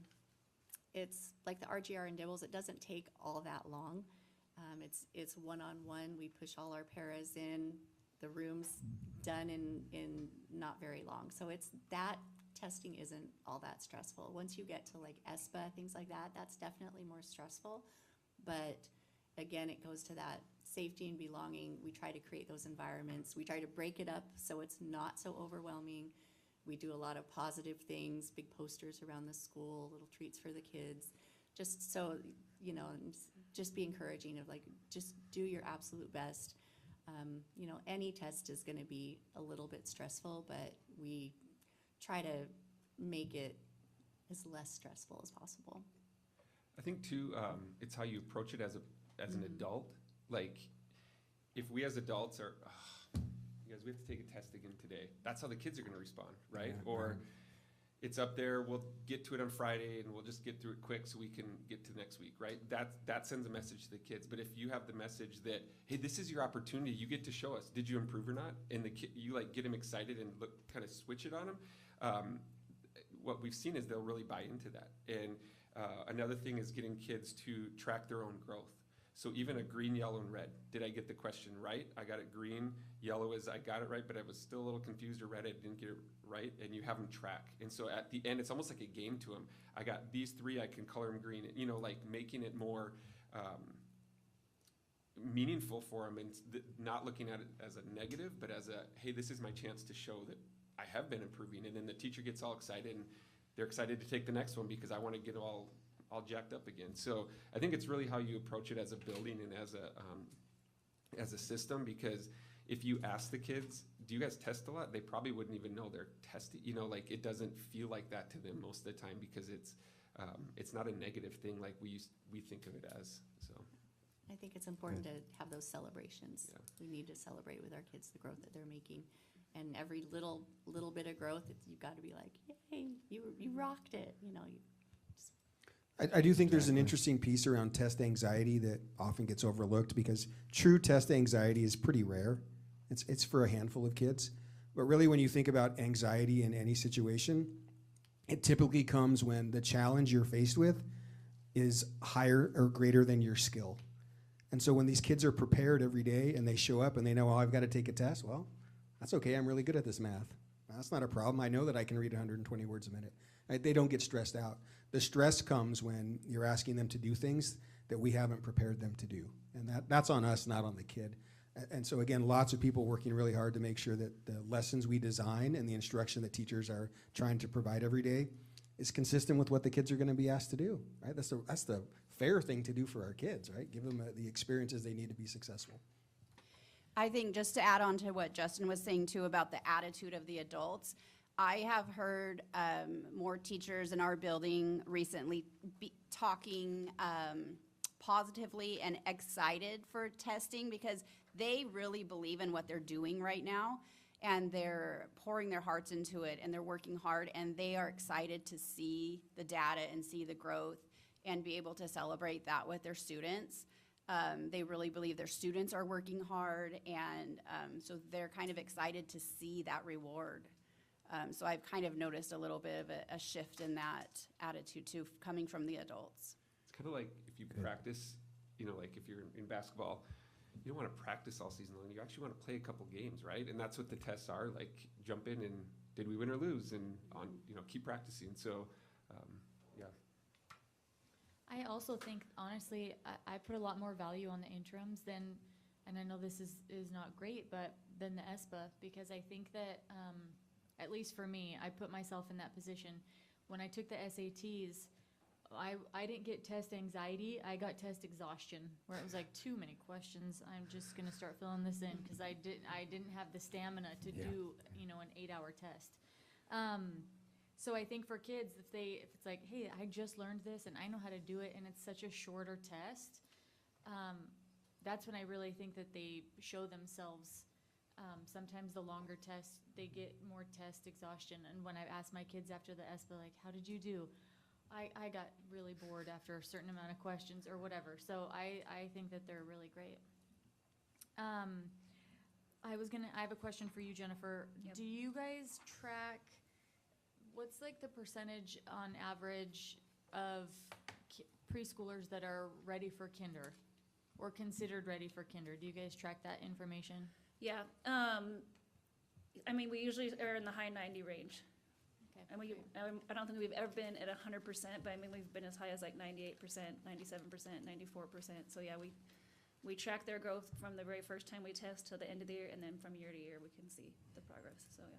Great. And just to go off that, because I used to teach kindergarten and give with Walk Kids, that Walk Kids is really helpful because it gives you developmentally where they're at, and you can really see, okay, this 5-year-old who's going to be going into kindergarten, they're reaching those developmental milestones, and it really breaks it apart. So that's why that Walk Kids is really helpful to see developmentally, not just developmentally, academically as well. That's on there. It breaks that piece down too, because it's so important for kids transitioning from preschool to kindergarten. The rigor and the expectations just go drastically higher, and so it helps that assessment helps you determine where are they at and are they going to be ready. Great. Thank you. Thank you.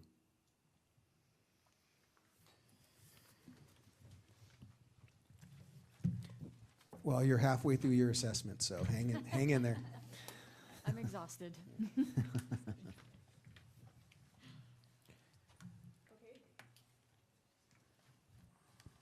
Good evening. So for Mastery of Standards, we're going to continue some of the themes that you've just heard about early excellence into Mastery of Standards. The overall outcome for Mastery of Standards is that we increase the number of students who are meeting or exceeding proficiency in each grade and content area. And so that's really the meat of what we do, teaching and learning-wise, across the district. And we've got almost every building represented up here. That doesn't mean that the buildings who aren't up here aren't doing that work. This is our daily work. You're going to be hearing very good examples about the common planning that teachers are doing together, the feedback that principals are giving to teachers, and the feedback that teachers are giving to students, some standards-based grading updates, and then the data systems that teachers and administrators are using to track student progress. You'll see some concrete data in the slides today.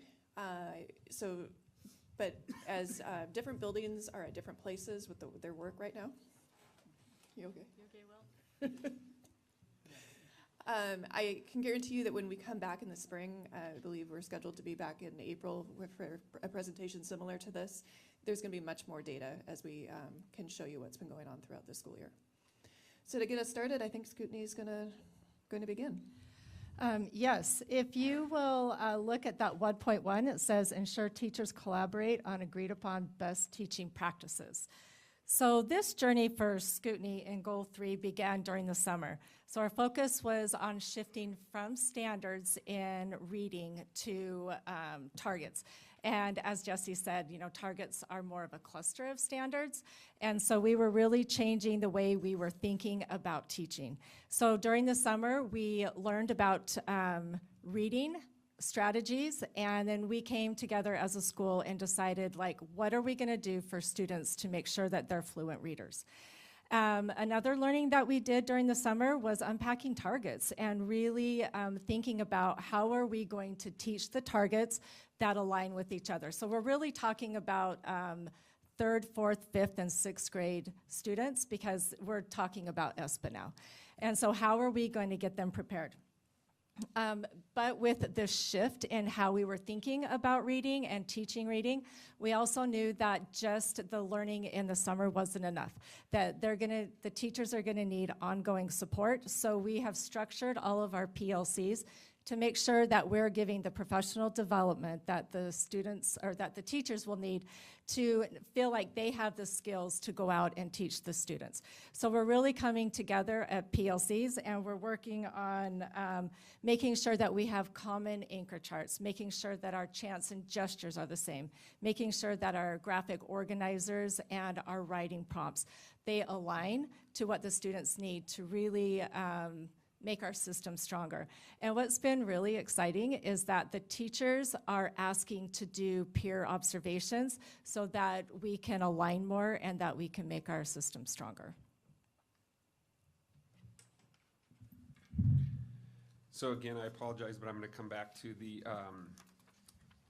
vertical collaboration and the PLC work to make sure that our students are getting the best from each teacher every day. We have to collaborate, and that's what this goal is really around. But the math teacher clarity resources that we talked about when you visited our building, every teacher has what they need for the entire year, every single standard, how it's going to be assessed, exactly how to teach it.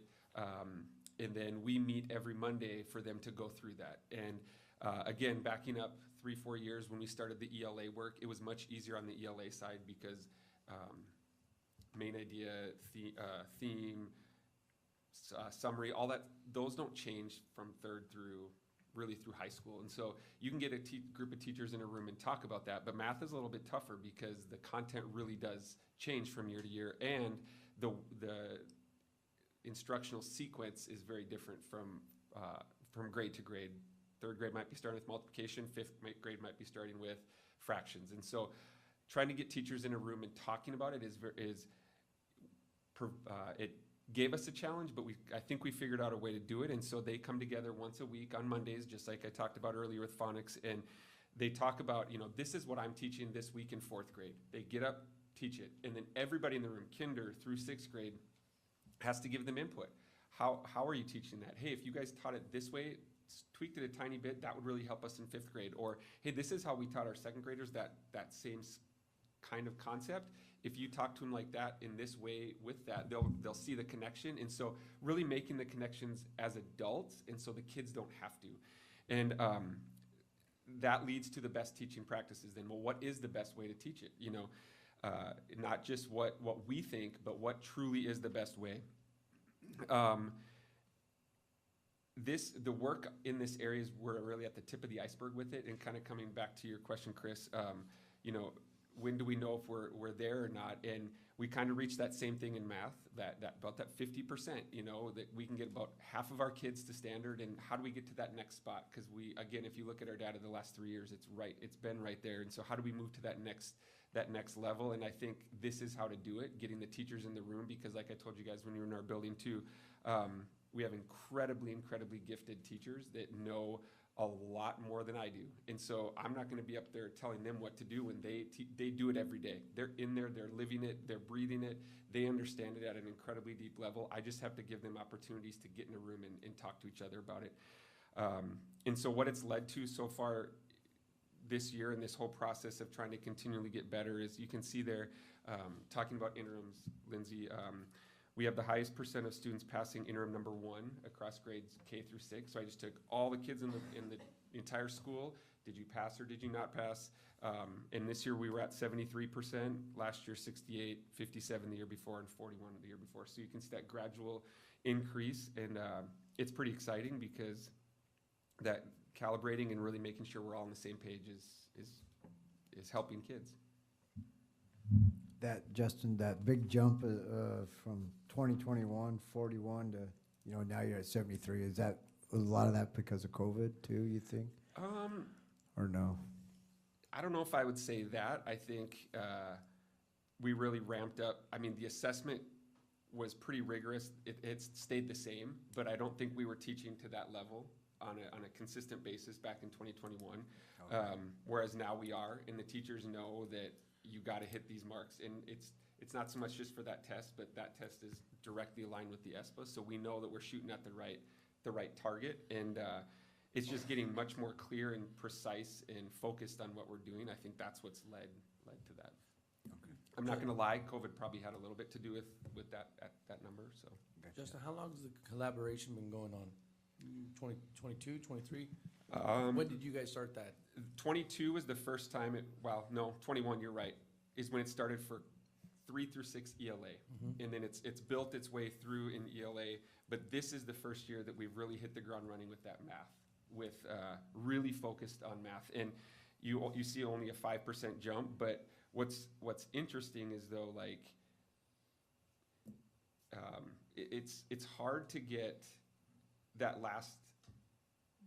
It's harder to go from 75 to 100 than it is from 25 to 50. And so That's kind of where we're living right now. And how do we get those last few kids? How do we get them all there and not just say, dang, we got to 73. Like Pete was saying, that you could say, oh, that's great, but that's still 6 kids in every classroom that aren't there.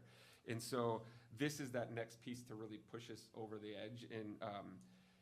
And it's we're all on the same team. We're all rowing the same way. And it might not really show its effect this year, because really when the effect is going to be seen is when kids are in the system and we're teaching this way for 3, 4, 5 years, and the instruction is incredibly tight, and we're talking the same language K through 6. That's 7 years of the kids' education. That's half their K-12 experience. And if we can really tighten that, I mean, we could push that 9,500%. It's just nice to see that you made that jump from 41 to 73, and you're still wanting more progress, so. Yeah. I think one of the innovative ideas that Justin could talk about that occurred at Wajitos was around the looping project that he implemented, and his teachers supported him through. Because you've heard from a number of people tonight talk about the targets and the clustered ability, and how there's very little change from 3rd grade through high school around that idea. But in math, it's sequential, and so the looping really created an excellent learning opportunity for teachers. I've always taught this in 3rd grade, and now I know what they do in 5th grade. And when I went from 3rd to 5th, I needed to figure out what they did in 4th. And all those skills and learning that he led them through are starting to pay off, not only in the instruction that they deliver, but the outcomes for kids too. And so it'll be interesting to watch that progression for that particular project. Good evening. So for OHS, we've been doing a lot of work and looking at our everything that we have in place and what we can change to improve our students and our teaching practices. So again, if we're agreed upon best teaching practices as our focus, then we had to find time to make sure that our teachers had time to align their their standard-based grading and their data cycles and get them aligned for the mastery for their leadership and everything. So through that, our leadership focus was to make sure that we provided them the time and the space to do that work. And so what we really had to do is meet the teachers where they were. What did they need, and how could we support them in the specific needs that they needed? And what they needed was time to look at their pacing, look at their standards, and make sure that they could have any adjustments they needed to perfect their alignment. So what we did this year is look at our data cycles, and we restructured them. So what happened is we brought them to this room right here for a whole day. I worked with the math and science, and then everybody else had their content. And what they did is they looked, okay, here was our first trimester. What went well, what didn't? What did we not meet? Where do we need to meet? And they said, so they had really great conversations about how do we realign our proficiency skills to make sure that our kids are meeting the 3.0 proficiency skills that we want them to meet. The conversations also included again, like everybody else has talked about, the best teaching practices. What is it we need to, how are we going to teach this? What strategies are we going to bring in? To support them in that, then what we've also done is provided professional development on specific learning strategies, especially our AVID strategies and our multilingual strategies that support all of our learners. By doing that, what has happened is that each teacher in each department gets to choose from what has been provided in the PD and choose which strategies they're going to be implementing. What happens now when they go to their data cycles and they're looking at this, analyzing the student data, they also need to analyze how they taught it. Did we reach all the students? What do we need to tweak? How are we going to fix this strategy? If it worked well for me and it didn't work well for somebody else, then what happened? How do we align that so our students are getting the best that our teachers can provide and the best learning opportunities? Let's see here. And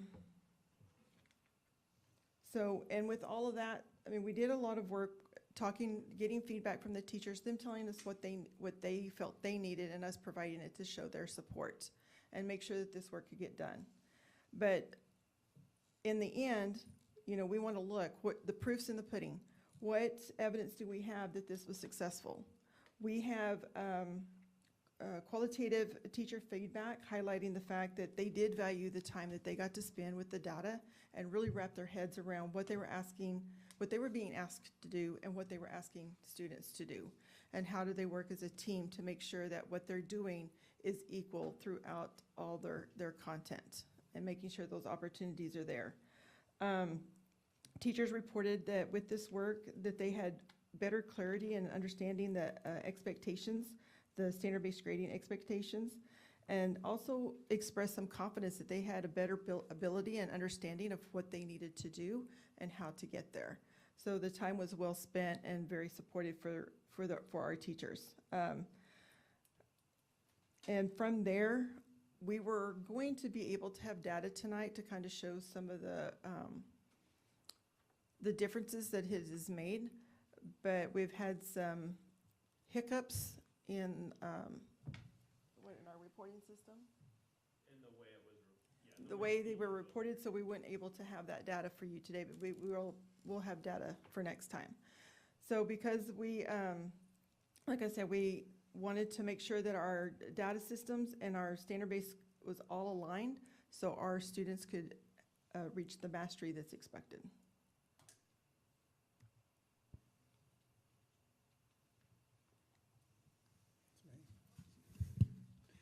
All right, so I'm going to focus on 2.1, which is really around this same target of instructional excellence, but around providing feedback for our teachers. So Jesse talked a lot about the work we've done over the last several years in aligning our content and curriculum and our scopes for our teachers. But the pivot we really wanted to make and the next step we wanted to take this year was to move from the what to the how. You've heard several principals talk about that. So we wanted to make sure we were moving from the what to the how. So establishing a common framework and language for quality instruction. I went to a conference, the Visible Learning Conference, and they talked about that. We talk a lot about feedback. As Pete said, that's been a focus of ours for several years. The conference I was at talked about this as being the feed up. Before you give feedback, are you setting a clear expectation and a real clarity as a staff for what does quality instruction look like and the how we're presenting that to students? So we've been doing a lot of work around that. Jesse talked about those, and many principals have talked about those aligned PLCs. In those PLCs, people get up and model and rehearse and talk about, hey, what worked and what didn't work and what's clear. We're talking about common strategies and how we expect that instruction to be given.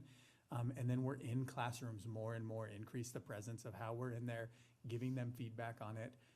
Not as, there's an accountability aspect of that, but just another set of eyes. When you're in the middle of teaching, it's a really difficult and complex job. When you're in the moment, it's hard to process everything that's going on. So having another set of eyes in there to say, hey, did you see this? Did you think about this? When you did this, I noticed this from these students. Though that feedback has been really, really powerful. And then a piece of feedback that we got from our teachers in the beginning of the year when we started talking about feedback was we really wanted to make sure that our feedback was a dialogue, that it wasn't just me dropping in, seeing something, dropping an email, and then moving on, but that we asked questions, we tried to get more context, that if we suggested something, we followed up, and those sorts of things. So that's something we've worked on really, really hard, and it's really changed the tone of that feedback and that process with all of our teachers in a really, really positive way. We've done some surveying just early in the year and gotten some feedback on that. So a couple of points. We've increased just at Hiawatha our walks through November last year to through November this year. There's a 72% increase in the number of walks we've done. And almost half, 40% of that feedback has been some sort of dialogue, whether the teacher emails back and reports, or shares something or shares their thoughts, or us following up and having a face-to-face conversation and just talking through some things. So that's been really, really positive, and we're excited to see how that's been impacting instruction and getting us to the how of the instruction and not just the what. So. Hello, board. I don't know if you've heard, but we're doing standards-based grading at McFarland this year. And I don't know if you've heard from teachers or other community members, but we jumped into the deep end and went full implementation with everyone. And when I think about the collaboration that we've been able to experience with in terms of our leadership and how we support our teachers, we've been surrounded by a really great team with Jessica leading us and Josh Meek and the rest of the building leaders between the middle school and the high school. But also, with what we piloted last year in terms of peer coaches, like for example, at McFarland, we had Laura Cooper, John Smith, Devin Lewis, and this year Devin Lewis continuing to support us in more on the Empower side of things. But it's important that there's this distinction between standards-based grading and Empower, so I'm gonna be talking about standards-based grading itself. But again, we've had a very strong collaboration. We've been doing our best to stay on top of things and how we manage a work order system to provide that support for teachers. I can also say that when it comes to ongoing professional development, since August, we provided at least 6 different instances of support in different ways that surround standards-based grading since August. And what we're also doing at the building level is providing monthly support in terms of that's optional for teachers for them to come in and when they're ready or if they need help to seek that support. And so we have the leadership team, we have a work order system, we have a collaboration with Matt Shea, who's been pretty responsive, who's the developer for Empower, but again, speaking specifically of standards-based grading, we also have Tom Christensen, who's been a huge support for us too, as a standards-based grading TOSA, for example. And again, those ongoing monthly optional meetings and supports there. For us, as of last week, something that we've been paying attention to, and no doubt, I don't doubt at all that it's come to your attention, is just how pacing has impacted athletic eligibility, and that's something that we've been working through this fall. And we've made this transition that because we're still in our first full year of implementation, to not penalize students for being on pace or not being on pace, but to really just focus on the scoring for kids. And so if a 1.5 on a 4-point scale is equivalent to a D, that's really all we want to look at and just build on from there with our kids. In terms of pacing and the academic rigor, something that we've also been focusing on is how we map out over the course of a semester at McFarland, because I know OHS is on trimesters, but being on a semester system, is how do we map out the scaffolding and that rigor of learning throughout the course of a semester with 1.5 goal opportunities to 2 to 2.5 and to 3.0 opportunities, and what does that look like for us in our first full year of implementation? And so we're learning that this year. What I can say is that we have a pretty good balance of 1.5 or lower to 2.0 to 2.5 to 3.0 or higher opportunities that are pretty balanced in those 3 areas, equaling 100%. And so we have a good balance there, but something that we're building this year is really a focus on the rigor of instruction that matches really what proficiency or mastery looks like in our proficiency scales. And after we've built those, being conscientious of what we've built and made available to kids, to make it available to those that are ready for that rigor of learning, that are already, if they're coming to us, like Justin was talking about data, with that Wahidas has been able to show and how they've shown growth over the years.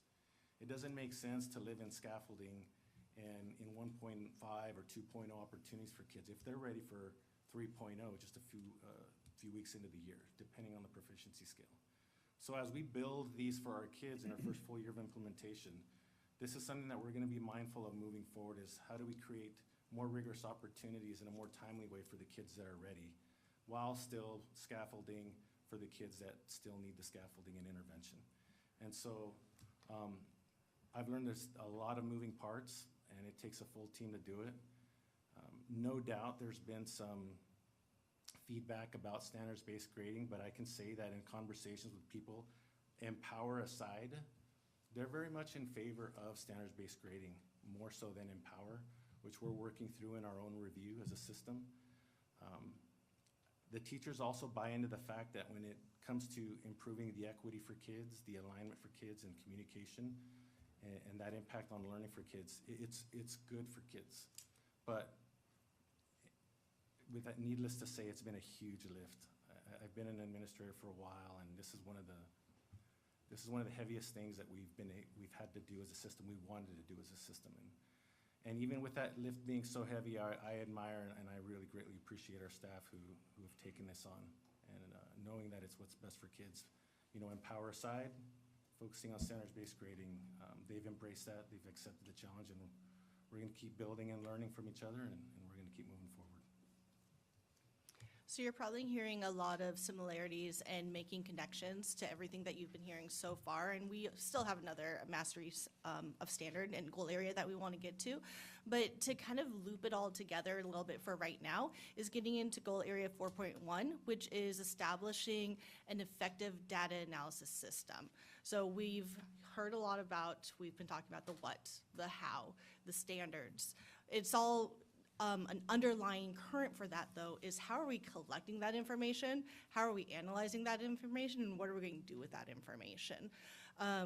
Basically, the first bullet here is responding versus reacting. And at Luticaga, we choose to respond to our data instead of react. And thinking about it in a different type of professional environment, if we were sick and we were feeling unhealthy, we would probably go seek a doctor at that point, right? We'd get a prognosis and make some adjustments for our health. We wouldn't wait until the very end of the school year and or the very end and get an autopsy and then say, oh, we could have done something different in the beginning. That's what we do with our data at Luticaga is we do a response to information, and we do that by doing frequent and focused data analysis cycles throughout our school. We have in our core areas reading and math fluency cycles, and that happens about 5 times a year. Actually, right now at Luticaga, we are doing a data cycle where every single student in our school, K through 6, is going to go through a pretty quick, I think Jessie was talking about it at Hiawatha when she was referring to DIBELS and RGR for reading fluency, a pretty quick data cycle. But for us, we do it in both English and in Spanish to see where they're at with reading fluency or math comprehension fluency. We do that 5 times a year, followed by reading and math comprehension. We do that 4 to 3 times a year. And Lindsay was talking about that earlier with our intrams. We do that with our language arts intrams in both English and Spanish, as well as math intrams in English and Spanish as well. Equally, we have aggressive monitoring or exit tickets or entry tickets. That's something that happens daily in the classroom. When teachers are introducing new lessons or new activities, we want to monitor them. We want to see what kids are doing, how they're reacting. If they're responding really well because they have a lot more background knowledge, then we're going to go faster through it. If they need more help and assistance, we're going to slow down and try to target the needs that they have right then and there, because every kid is different and every cohort is going to respond to lessons differently every single year. So we have that in place as well. All of that for Luticaga is really wrapped up into how we analyze our data and put it in a very coherent type of way. We have a building-wide data analysis sheet that is very colorful, full of tabs, and if you're anything like us, we live in data every single day because it's a way that we can make adjustments, see tweaks, and do it without emotion, because we all love our kids, but if we are just doing things to do or teaching them in the classroom because we love them and we aren't necessarily responding to what their needs are, well, we're going to love them into literacy if we don't do that with data. So we have our data analysis cycles. At Luticaga, we do actual full days of release time for our staff members. We do that 3 times a year, and we release them with data in hand and with student results with them. We go through by name, by student, by target, and we really analyze what their kids are telling us so we can make alterations right there in the now. We equally use that time to analyze data to come up with what we're going to do in the future. So we sit down and we rehearse what we're going to do in our upcoming lessons. We're going to model it with each other. We write what's called exemplars, where if this is the example of rigor that we want our kids to get to, here's how we're going to do it, and we're going to practice that before we go live in front of them. Doing that initial work really helps us to not have to do a lot of remediation later on. We get more kids at standard in the very beginning. This last little bullet here, you can see that we've collected data for all of the content areas in math fluency, math comprehension, reading fluency, and reading comprehension for K through 6. And our average percent passing for all of those assessments combined went from 27% passing to 69% passing last school year. If you'll see that and you'll notice that we still aren't there, right? We still don't have kids at reading level or at math proficiency level. But what you do want to point out the effect size. And the effect size for this is 0.54, and that's actually over a year's worth of growth. There's been a lot of research and work around effect size, and that's come from John Hattie, a lot of his meta-analysis work there. And he says that 0.4 is a number that you can target. 0.4 means 1 year's worth of growth. So if you're a third grader and you're just present in third grade and doing well, you're going to learn at least 0.4 years worth of growth. What this data shows us from Ludwikaga is that on average, our K-6 kids in all content areas were getting a 0.54. So that means they were doing more than a year's worth of growth last year. And even though our 69% passing is not there yet, it's showing that there is an academic divide that we are starting to conquer. Questions from the board? Carlos, one question. You said you had support staff available for the teachers for the standard-based grading. Are the teachers utilizing that support staff? Yes. They are? Yes. For both sides of it, whether it's standards-based grading with Tom Christensen as a TOSA or Devin Lewis on the Empower side of things and the technicalities behind that they are being utilized. Good. Can we ask that same question for the high school? Yeah, so we also have Tom Christian working with us on that end, and we have Alexis Miller working on the Empower side. And so she has drop-in hours. And so if teachers have a question, they can wait till the end of the day, then they can go see her, or if she's available during her plan, then she can help them there. Whereas Tom Christensen, like he said, is a TOSA. He has more flexibility, and he's always there for support. Can you tell me what the acronym is for TOSA? What does that mean? Teacher on special assignment. Thanks. Well done, guys. Wow. And to speak more to what Tom's role is, you know, everyone knows what Devin does and her support for Empower, like Josh Meek helps us with. But Tom's role is to really help the teachers around the design of the proficiency scales, the language that's used in them, to make sure that the language that is used is at the appropriate level at a 1.0 or a 2.0. That language is clear and accurate for foundational language versus mastery, and just reviewing those with the teams and giving them feedback and working together to make any improvements or tweaking if they need to. Have you noticed changes with your teacher groups? So you have your math and your science and your English. Have you noticed that they are working together differently than they have in years past, or has it just looked like more of the same in the way that they're working together?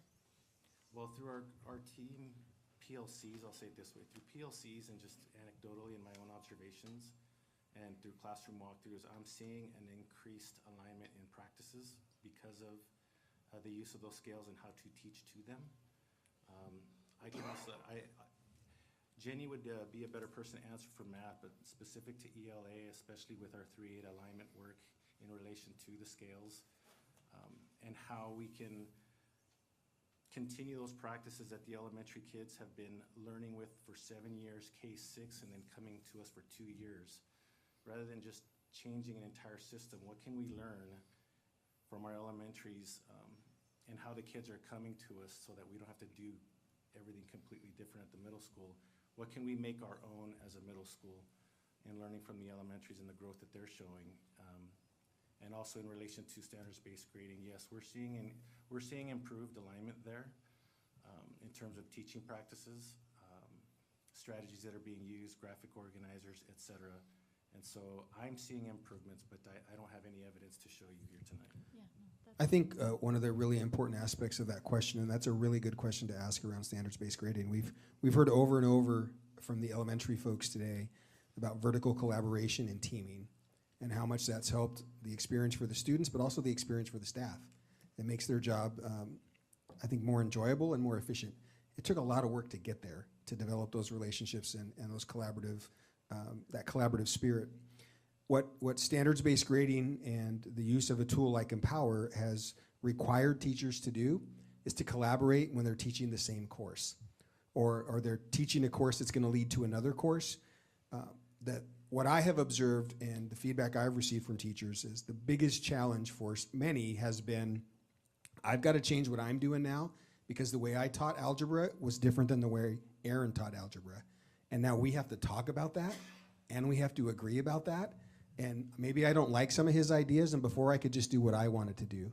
Well, that opportunity has gone away because we're working on this tighter alignment. So teachers have been, what tells me that there's greater alignment is that we're hearing some concerns about this project.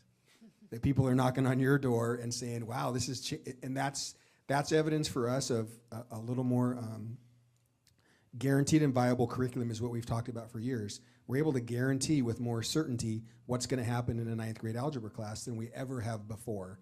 And that has made some people uncomfortable for sure. Then it's a matter of putting the resources and tools in their hand to allow them to do it efficiently. Because if I'm already concerned and going to complain about the workload from having to work differently, then you better fill that gap by giving me tools that work really well.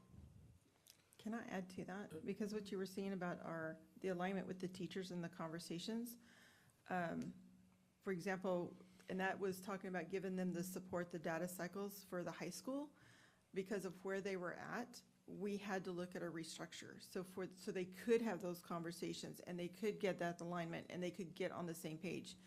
And so what a lot of the conversations they had were, okay, that is not a 3-level work. How are we going to come together to make sure that this is a 3-level work, or this is the evidence that we need to gather? So the conversations were completely different. Now we hope those data cycles will move to more like student analyzation of scores and things like that. But before the teachers can get there, the conversations that Pete just explained had to happen, and those are happening in the data cycles that we're providing at the high school. You also heard every one of our elementary principals talk about what and how important those conversations have been. What standards-based teaching has created is we have to agree on what we're teaching, and now we're actually having to talk about how we're teaching that. That's unique to a lot of secondary schools and a secondary experience. And again, we have to provide the resources for our families and for our kids. Because so we can talk about the supports that the district office has provided, Dr. Meek's expertise, Jessica's expertise, Tom Christensen as a TOSA, which is a what? Teacher on special assignment. Perfect. And all those resources, but that's 2 or 3 or 4 individuals. What I have started to hear about is teachers who are working with one another about how they're grading and how they're using Empower. And you're also starting to hear it from kids. Because kids will walk into a classroom and say, well, when I was in Perez's class, he talked about it this way, and I had to have this many pieces of evidence. So as the kids become more fluent at it as well, that's going to accelerate as much as any one individual can. Right? They're going to provide the expertise, but it's really going to be the student voice and experience driving this change. I know that I have a freshman and I have a 7th grader. And my freshman's experience is, clunky a little bit because it's new. But I mean, my 7th grader has picked it up seamlessly. Like, oh yes, I'm ahead of pace at this and doing this, and just the language is already there for her.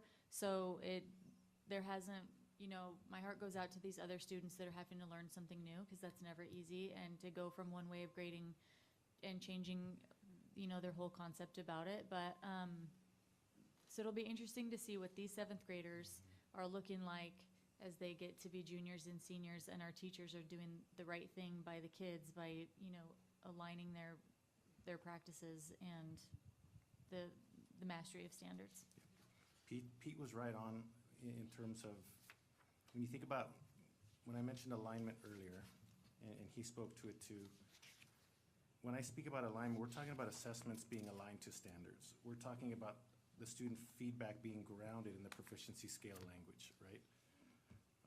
And how those grades now more closely correlate to scores for standardized testing. I mean, we're improving in that way much more. That it also, because we share those proficiency scales as a team in ELA and in math, et cetera, it really forces that conversation about how we get the kids there too. And so before, outside of standards-based grading, there was a lot more latitude for teachers to approach it in many different ways.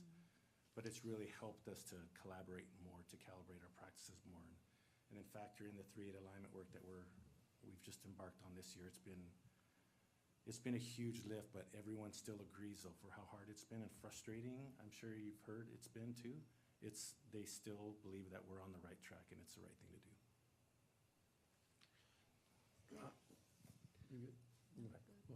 Oh, I had a question about, so is our collaboration also happening between schools? Like if elementary schools are creating the same materials to teach the same things, are we sharing those materials between schools or watching each other teach between schools?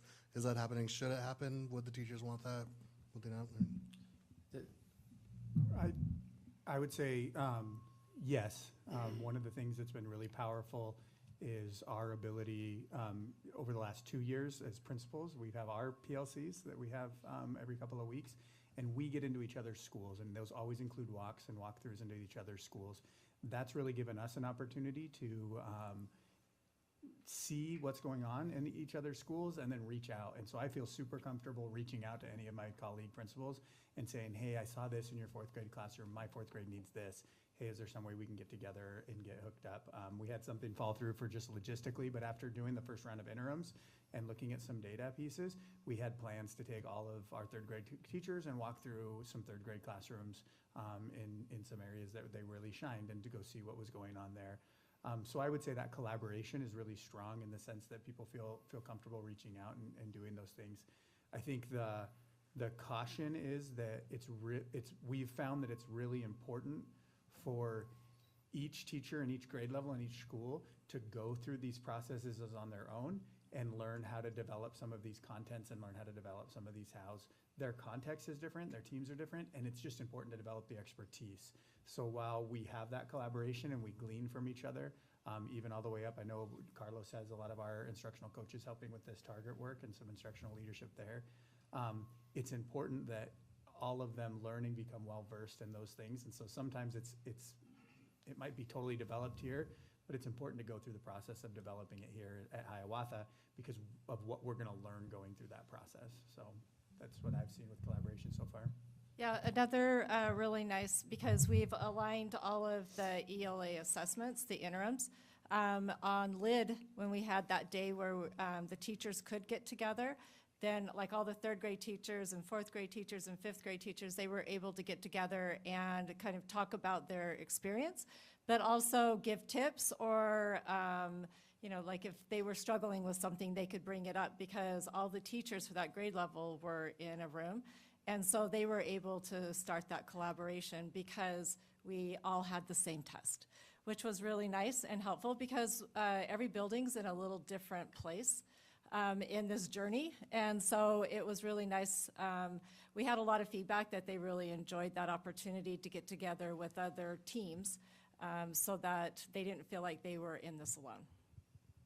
I do have just 2 comments, Azara, before we move past that question. One is one of the biggest challenges for us, particularly at the elementary schools, has been supporting Ludicaga with some of the Spanish documents and requirements about that to make sure that the alignment work that's happening across the district, because there are some additional needs that exist there just for Spanish. So that's been one of the challenges we've been thinking through with Christina and Paul and her team over there. The second one, I'll be a little bit more direct about, particularly about writing the what and thinking about how we're going to do it. Every one of our K-12 teachers, you all hired and we hired, and they supervise and evaluate to teach. That's what they were hired to do.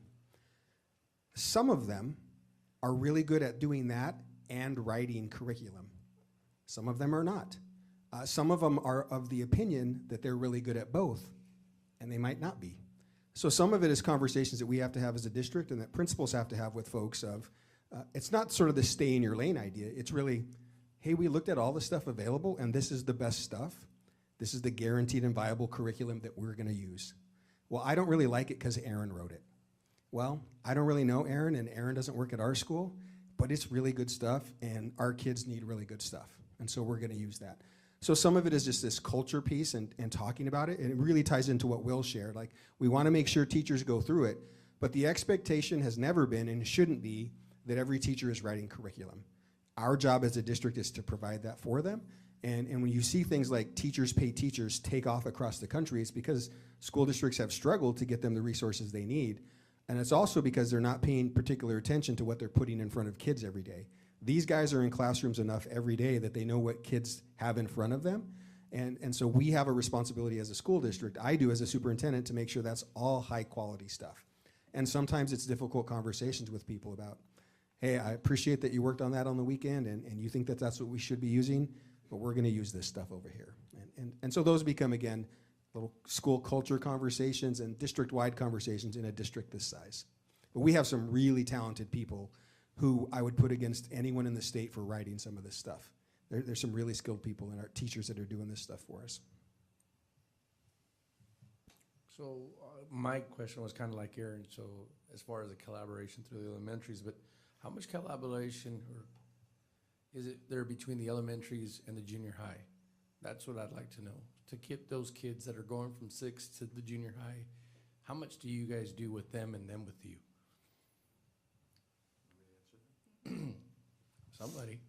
I will answer since I'm the one who receives the kids at McFarland, right, through the 4 schools. It really starts with the impactful principal PLC that we have. And it's because of that principal PLC work, we've been able to see an increased alignment of practices through the 4 systems, because when we visit each school, we're talking about the work that's happening at each school, the data that they're starting to see.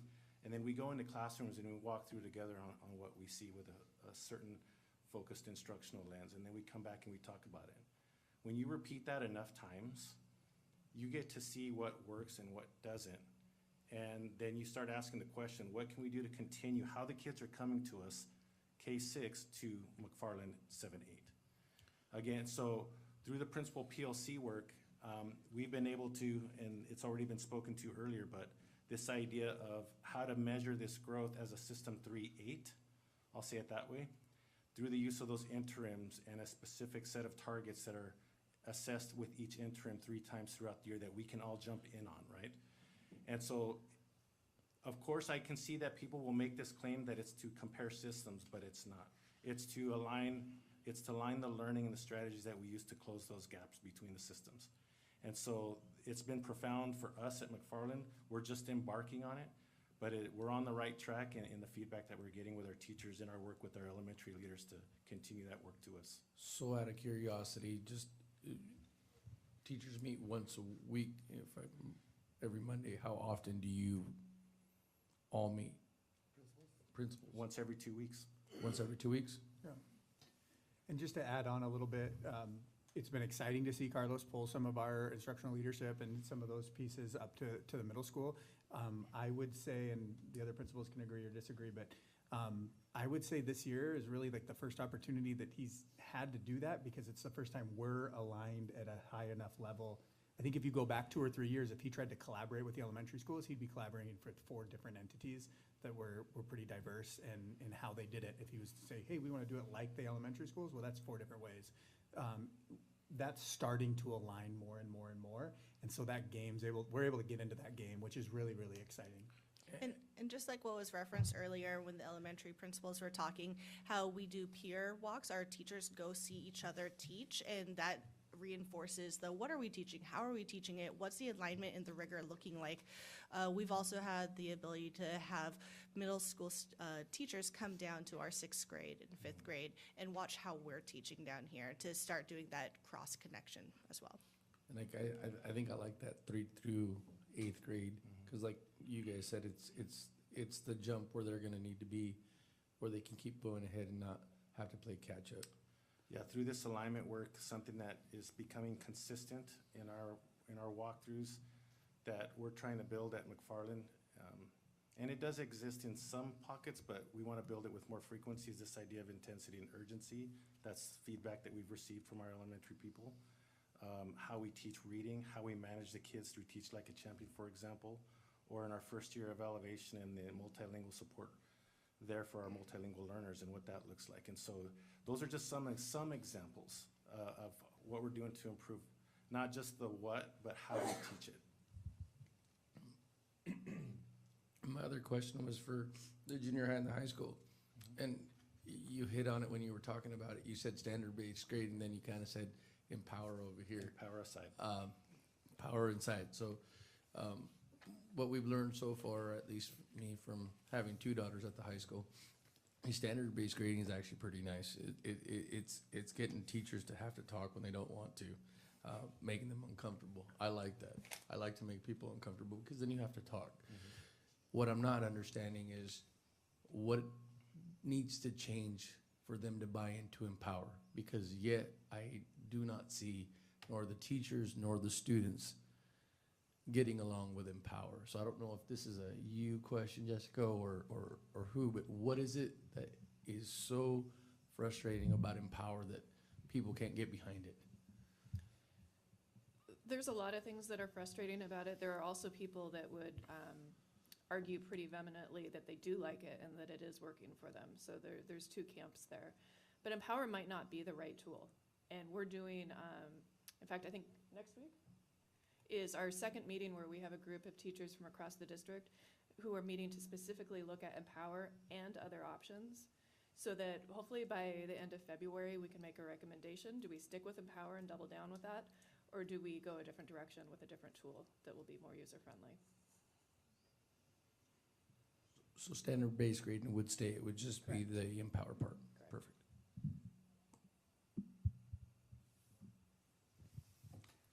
Yeah, we're almost there. One more group to go. Thanks, guys. Thank you. Gals. Absolutely sorry for making this so long. It's a lot of information. We apologize, or at least. Yeah, new president's first meeting, and she makes it 3 hours long. You're gonna blame this on me, Aaron? Absolutely. Well, thank you for your stamina here to get through it, and you saved the best for last. So we're the group that's going to share some information about Future Ready.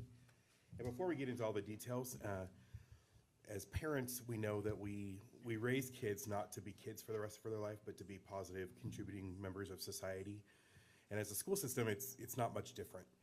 We don't raise students just to be students forever, but we raise them to be lifelong learners. And so this work is really exciting to talk about the great things that are happening, especially at our 2 high schools currently. And so specifically, this target's going to look at how we're increasing the number of students that are passing all of their classes every grading period in 9th grade. 9th grade it really is a gatekeeper year, and every statistic would tell you that if students are having success in 9th grade, it puts them on that right path to graduate from high school on time and be ready for their future. And so excited to have this team share with you some things that are happening in both schools. Okay, I'll go first here. At Desert Oasis High School, kind of like what's been mentioned, relevant to standards-based grading, our initial plan was to kind of make the slow, gradual move towards standards-based grading and allow our big brother, Othello High School, to kind of make all the mistakes, and we would just kind of learn from their mistakes. And we had a plan all in our mind about how we were going to kind of jump into this, and then this year happened, and we said, okay, we've kind of had to revise our plan. I'm trying to get our teachers on board with standards-based grading as fast as possible. We're at almost full implementation in the areas of math and my English teacher. What I've been more than clear with my teachers is I want to prepare my students as well as my teachers for what's to come. And what's coming our way is a transition towards the high school. And unless you've walked in the shoes of my staff or myself, it's a little interesting, because what the task has been is we have all these initiatives, but at the same time, you also have to keep people motivated and uplifted. And that includes students as well as even parents in our particular system. So one of the things that we've really done an intentional job at is kind of looking at this transitional plan. And we've done this through focus groups, and I know you guys have been kind of made aware of it. These focus groups have included our students, our parents, our staff, as well as the Othello High School and their staff, and kind of what is it that they're thinking, what is going to be best for our students in this transition. And I think one of the things that, in order to take a proactive approach, is one of the things that we're excited about is what this potentially could look like, this transition. What we realize is that we need to support these students with this transition. And I don't want to speak too much about the direction we're heading, but there's some ideas right now that we have shared with the TNL team, and I appreciate the work that the district office has done in supporting us through this phase, and we're going to continue working through this phase so that we can make sure that when we do make this transition, that we can offer support not just to our students, but it's got to impact the entire system, and that includes, all of Othello High School. So there are kids up there that are similar to our students. They're struggling academically. They're struggling with substance abuse. They're struggling with social emotional needs, mental health needs, and we want these systems to accommodate for those needs as well. So we have some things kind of rough in the rough draft phases, but again, I don't think this is the time to share all of those things unless they ask me to. But again, we appreciate the expertise. I've been meeting with my teachers frequently because I got to make sure that they're still okay, because they have a hard job. We have implemented some things this particular trimester that are helping us dramatically with attendance and even the behaviors in the classroom. So I think that's all I want to say in regards to that.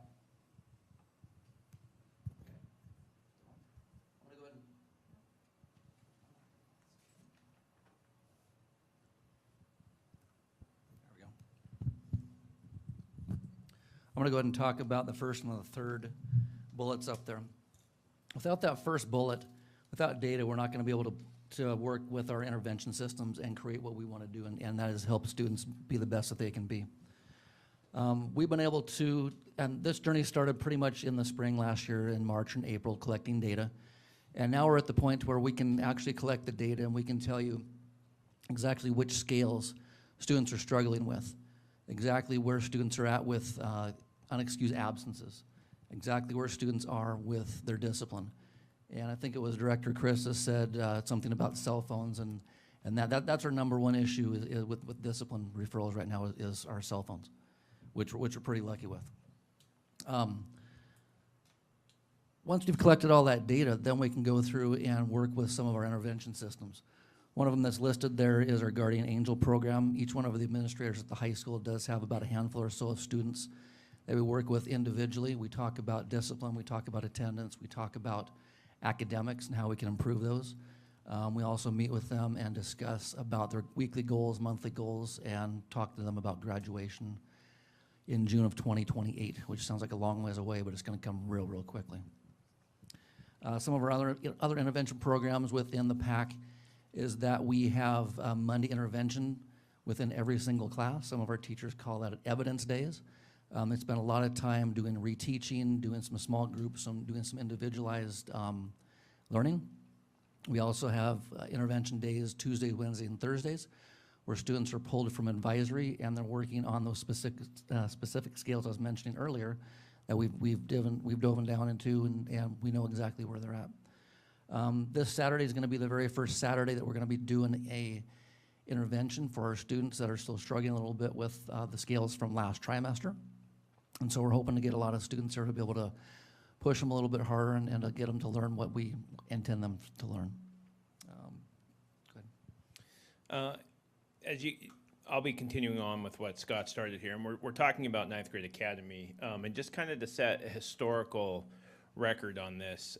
This is such an important initiative for us because historically, that transition from 8th to 9th grade is one of the toughest transition, and historically at Othello High School at the end of the year, anywhere between 35 or 40% of our freshmen are no longer on track to graduate. That's been the historical trend for the last 15 years at Othello High School. So this is very personal and very important to us because this is how, I know Justin mentioned it earlier, like you don't want to practice all the time, you want kids to compete. As administrators and as educators in the district, this is how we keep score. This is how we judge ourselves. This is how we compete against ourselves. And when we see that numbers that high, that tells us we have a problem. And we're finally in a spot where we can start addressing that. And Husky PAC is one of the ways that, or is the way we've really done that. And the specific part I'm going to talk about is being intentional about scheduling for freshmen. This is less about like placing kids in classes and more about making sure that we have the right teachers in place so that the students' schedules work for them. Have we got the right teachers in the Husky Pack? Have we developed a sense of teaming in the Husky Pack? What's the environment we've set up? And Scott and Kat have really led that work this year, starting with taking to our freshman team to Visible Learning in San Diego this summer, wasn't that right? Yes. Yeah, so they could start to get some common agreements on how we're gonna talk to the kids, what we're gonna talk about, how we're gonna set expectations in the classroom, including like, what is our transition gonna be as we move from one class to the next? We're all in the same hall, so we're gonna go to 3 minutes, and here's what that movement's gonna look like. They're gonna walk on certain sides of the hall. It's really trying to apply some of the principles that work in strong middle schools and taking some of those systems around teaming, placing them at a high school level to ease that transition into, kids go crazy when you're like, oh, I can do whatever I want, I can leave, like, I can pick my classes, and there's 1,300 kids here, and I can just go do anything. Well, no, you're not ready for that yet. We're gonna give you some choice, but we're gonna help guide you in making the best choices you can for yourself. So that's what this is about, is being intentional around scheduling for the freshmen, is just making sure we have the right team members there, that we're getting to know them, that our counseling staff's on board. And we collaborated this year with the middle school more than we ever have about, give us some combinations of students that might be best for them not to be in the same room together. Like they find each other and can become off task really easily. We got academic data from the middle school, especially with Brenda coming on board at the high school this year, moving up from MMS. So it's shoring up those systems further and then just pushing the work forward. We would love to have shown you some data compared this year to last year, but as Brenda mentioned earlier, we found a little bit of a glitch that we're correcting. When you talk about the logistics of the Husky Pack too, I want to kind of draw your attention to something, is that, you know, schools across our country have tried to solve a ninth grade transition problem for a million years, and I don't think anyone's found the magic bullet yet. However, what I really applaud our high school team for doing is developing a model that keeps kids in a cohort of sorts, and at the same time doesn't prevent them from taking advantages of what a comprehensive large high school can offer. So kids in the Husky Pack still have their core classes together, but they can still participate in band or in world language or in upper level sciences or whatever is of interest to them. And so that's a unique challenge, but I think they're doing a great job of trying to blend the best of both worlds in there. And really, when you asked about earlier about hearing complaints about the door buzzing and all that, is that the shift to the Husky Pack was a pretty big shift for ninth graders, and really there wasn't a lot of grumbling about it. All of a sudden, it not only required a lot of teacher moves to pull it off on that campus, but just ninth grader schedules in general look different this year than they have in a number of years, and our freshmen and their families have transitioned nicely to handle it. So.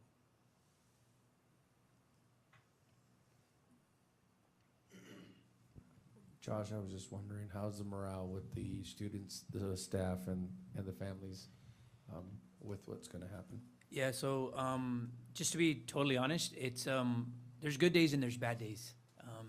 It just kind of depends. Most of the days have been good days, and it kind of goes down to the testing, and like Justin alluded to, and many others about. It depends on you as the leader, you as the teacher, me as the principal. Kind of what my outlook on things are. So I got to make sure I constantly keep myself uplifted so that I can also portray that to my staff. And one of the things that I know that most of my staff doesn't is that this the student support service idea that we're looking to probably bring to your attention at some point in the near future is something that's going to complement the work that the high school is currently doing with putting in systems to identify, at the end of the day, at-risk youth. Kids that are just at jeopardy or at risk of not making it academically, socially, or whatever. If we can accommodate those students and kind of meet them with what they need, they're more likely to be successful and then eventually graduate from high school. So for the most part, my staff, I think, like I said, they're accepting of it, and we're kind of looking forward to the future on like what is this opportunity going to bring for us. So On this one, I think I can speak for the board. That school means a lot to all 5 of us up here, so if there's something that we could do to make the transition a little easier or whatever, please ask. Whatever it could be for the families, for the students, for the staff, please let us know. Yeah, thank you. We appreciate it. I do want to just interject one piece here around DOHS, and it's this image right here. Josh, how long have you been the principal at DOHS? 8 years. 8 years. So 7 or 8 years ago, Josh and a group of us went to Spokane. We were, at that time, looking to change DOHS. How do we offer something better to those students and those families? And so we looked at some of the program models that existed in the Spokane public schools, and we came back, and Josh with his team developed this pyramid of supports. You can see what it's titled, Pathways to Graduation. And at the bottom of that period has always been Othello High School. And I think the perception right now, and maybe it would be my perception too if I was a staff member at DOHS, is that we're pulling out that block, right? And then what's going to happen to those kids in there? What's going to happen to that pyramid? What I think is important and will help with morale and providing clarity for folks is thinking about how does that sort of grayish blue block that we're going to pull out, how does some of that blend in with Othello High School? How do we take some of those practices and drag it down? You don't see on this current document or this image our online learning options and our programs we're doing there and some of the things that came post-pandemic. So I think it's important for us as leaders to, we understand sort of the hurt that's attached to it, but there's some really cool opportunities coming for teachers and for kids by making this transition. We really can offer a strong experience to our kids. And again, I'm not one of the 10 or 15 people that works at that school every day, but I do think it's important that the 4,500 kids in our district and some that may end up in that model, they're all eventually going to end up at Othello High School now, right? We're going to be a one high school community. It's thinking about how do we improve Othello High School and how do we create that experience by some of those things that we're going to bring over from DOHS. And we've done it before. The initiatives that Josh brought over when he became the principal there improved that site. And I'm confident that we'll do the same thing at Othello High School. I think that's the biggest difference, Cesaro, is that like some of us know what those differences and those changes are going to be, whereas my staff doesn't know yet. But the reality is we're removing that block, but we're still going to be there. Now we just have the opportunity to impact more people at the high school. So you took a challenge 8 years ago, and you guys came up with Husky Pack last year and made it work. I don't think there's going to be an issue with coming up with an idea how to make it work. I've never seen you back down from something, so your hands are full, and we're here to help you with whatever it is that you need to make it a success again. So, thank you. You mentioned. Sorry, Aaron. Go ahead. You mentioned a Saturday intervention for some students. Is that mandatory for them? No, it's not mandatory. We are inviting the students that we feel can need more help, but it's not mandatory. Are you getting good response from that? So far, we have a few invitees, but not as many as what I'm hoping for quite yet. Our secretaries are reaching out to the students that we're trying to get there for a little bit more help, so they're helping out with us too. And on that, just to re-highlight an earlier conversation about standards-based grading, I think something that Scott said that was key, and that is, with a traditional grading system, we might know, hey, these students are failing algebra. They're not having success in algebra. What they know now with their data and with standards-based grading is they can tell you specific scales where students are struggling and specific skills and strategies that they need to work on for that improvement. And so that it should be both empowering to students and parents, knowing where you're at in that learning progression, but also for teachers and for in an intervention model to be able to actually move them forward and not just be wondering about what is it in algebra that they're not understanding.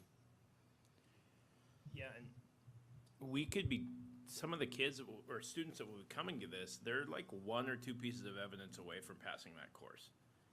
The trimester ended, they needed a little bit longer, so Scott has set these ways up for them to, and not only have they done that, they've been Tuesday through Thursday, right? Yeah. They're able to go during lunch and during their advisory time to get extra help and get those pieces of evidence turned in. So we're really trying to extend the learning opportunities for those students so that they can be successful, because we don't all learn at the same pace all the time. Some of us take a little bit longer to figure out what we want to do in life than other people. And Scott has built in a system that has the flexibility to allow for that. There's nothing worse your freshman year, your first trimester, and you're like, okay, I'm already off track to graduate. No, I really want to keep going. So even though the trimester is over, they still have an opportunity to redeem themselves and increase Yep. that grade. Just turn in those pieces of evidence you need. The teachers have already all agreed that they'll accept them, and then it's a grade change form. So the system exists. We have just never had a way to implement it, and this has kind of been our avenue to start that. I do want to weave a couple things together here because this is a very important point. The things that exist and allow us to do this, one of them is Empower, that we're able to track the standards that the kids are missing through that tool, that we can go back and have them make that part up. So Empower, again, it has its critics, and rightly so, but there are some components and experiences we can offer kids because we have that tool. The second one is what they just described, the attitude from the teachers and the flexibility that they described to let freshmen stay on track. That's exactly what you hear at DOHS every day for the last 7 or 8 years. So again, those practices and that mindset from teachers and administrators is transferable. It's gonna be a different scale for sure. There's a lot more kids and teachers, but I don't want people to think that it's all gonna go away. It's gonna be our job to communicate that it hasn't all gone away. Just to add to Lindsay's question there real quickly, those opportunities for our students are gonna last throughout the entire year, and if they need so, all the way through summer school as well. Great. Well, just feedback from a parent of a 9th grader. I think it's been extremely successful as far as, you know, socially. I asked my daughter and her friends, how's Husky Pack? What do you guys think? I think because they don't know any different, it's been great. And I mean, teenage girls will find anything to complain about, but really they haven't had any complaints. So it's been great. So It's not feedback just from a girls, parent boys do is too. that I think it's been successful, and these kids don't hate it. You know, they're not like, Yeah. oh, this is the worst thing ever. I think it's been really great in that area, and especially if it's helping them to be successful academically, even more so. So, yeah. Great job. One of the strategies that I think we need to really applaud is there's a team of 6 teachers that are making that happen every day. And while the student experience is different, the staff experience is definitely different. You know, they're very tightly connected and collaborative day by day. And so, you know, they have a huge responsibility in making that successful. And we were in an interesting position that 4 of the 6 of them are new to OHS this year. And so they've kind of like the students, they may not know better, but they're really having a lot of success because they've committed to working together for those kids to be successful. So far, the Husky Pack's really been going really good, huh? All your minds. Yeah, definitely, for sure.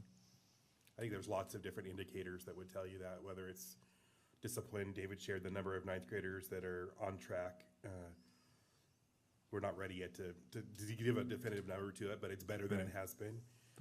Also, I think it's worth us celebrating as a system what Scott is sharing about this Saturday intervention, because we're able to intervene a lot quicker and keep those kids on track rather than waiting till the end of the 9th grade year and saying, oh, you know, you're not on track, and so congratulations, welcome to the next 3 years of high school that you're going to continue to be off track. And so there's a lot of indicators that I think point in that direction. Good. And I think that also ties in with the idea of safety and belonging too. Like, if I already have a notion in my head that I'm not great at school and I show up my 9th grade year and it's like, yep, I knew I was bad at school, I don't want to do this anymore. None of us love to go do things we're not great at. This gives them the space to find success. And we have the adults in the room that are willing to work with them to help them find that. And I think Pete said it best, like, that is what Josh and that system at DOHS has done. So we need to take the success we're finding at the PAC and getting that to spread out more and more. Because I know we have adults that are willing to do it, they just don't know how yet. And that's our job as leaders, is to give them the tools to say, this is how you do it. We're here to help you with that. So we're gonna get there.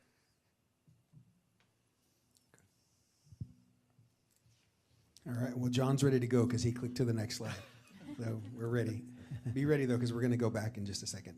I want to go through all the slides one more time. One by one. Yes. You enjoy that. We've been working with Dr. Chuck Salina from Gonzaga. He's been helping out on a project at the high school. And I found a quote from one of his articles, and this quote about supporting teachers. And when teachers feel supported, they'll support students. And I don't think that could be a more appropriate quote for this presentation around standards-based grading, around vertical alignment, around the what and the how, and the consistency you heard from our principals.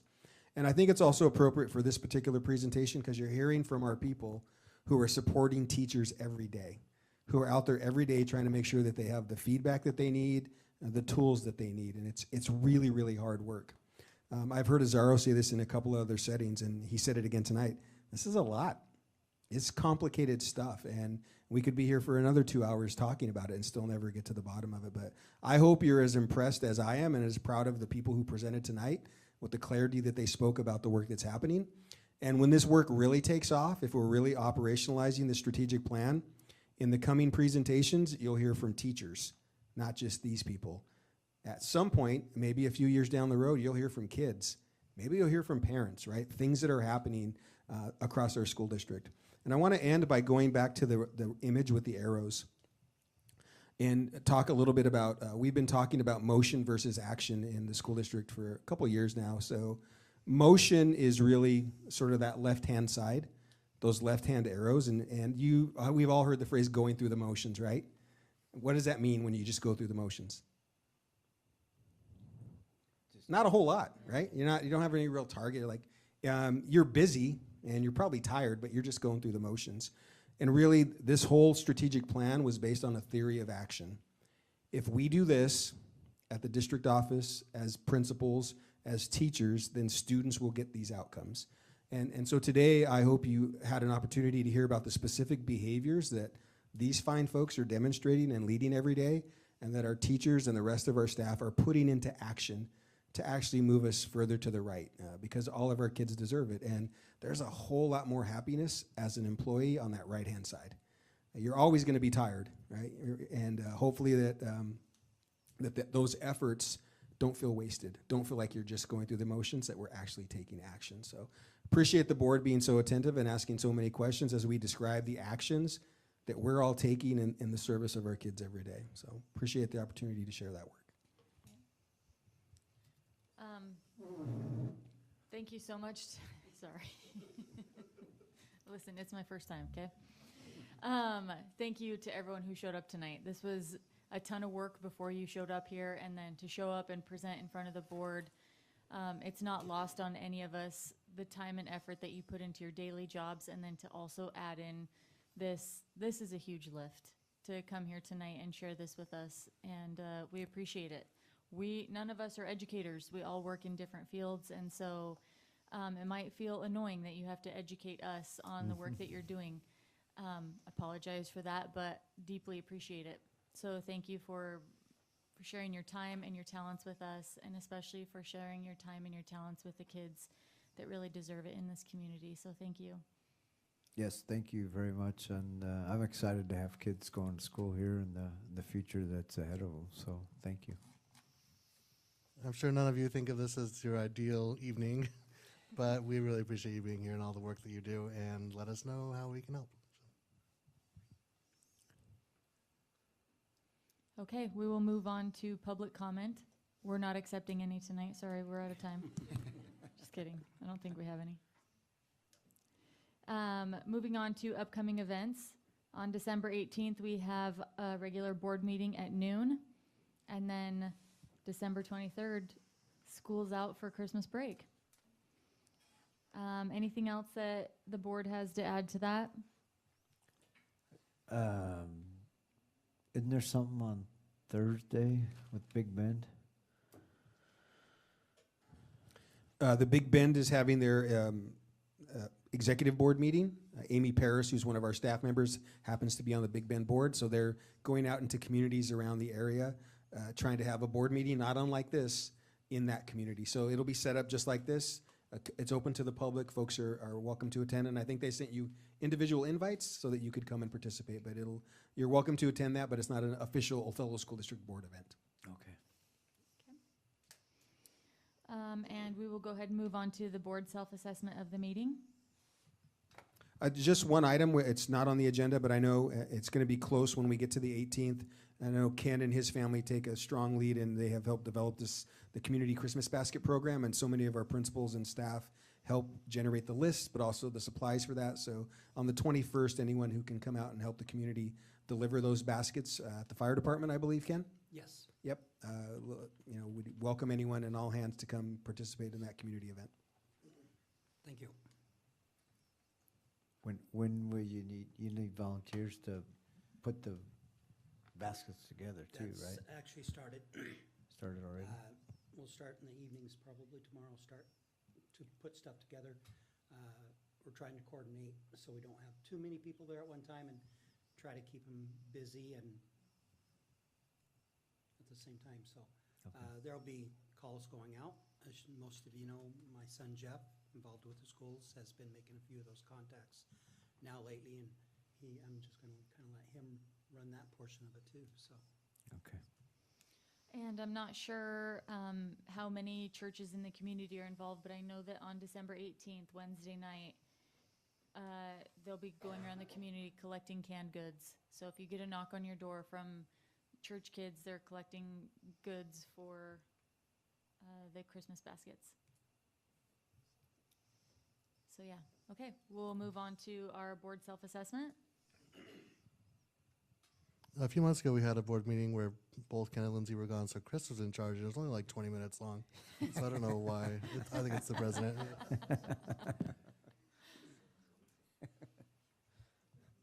Long meeting, but time well spent. Very educational. Thank you guys again. Yeah, excellent presentation. Like Lindsay mentioned before, you got to educate our kids, but you're also educating us, and I appreciate you guys being able to have patience and present it to, because we're not educators, and you guys use a pile of acronyms, and we're still digesting them. I mean, three of us we're right exactly a year into our term here, so we're still learning everything. So, but appreciate it. We didn't talk about it today, but to all the elementary schools and the junior high, the Amazing Shake was amazing. First time being there, and it was awesome. It was really, really cool to see, and well organized. It was just, kids are amazing. That's all I can say.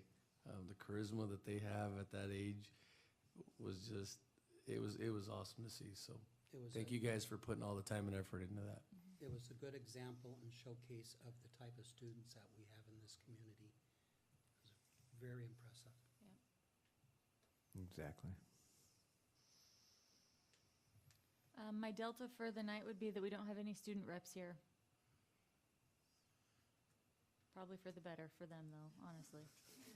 It's way past their bedtime. School night, yeah. They missed out on popcorn. Yeah. Thank you for the popcorn. Yeah. Definite highlight was the popcorn. Thank you.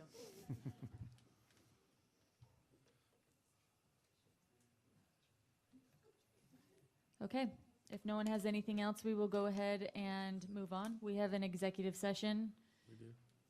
We do. The torture begins still? Yep. Just hit the thing. The board will recess into executive session for 15 minutes to discuss the sale or lease of land. No action will be taken following the executive session. Thank you and have a good night.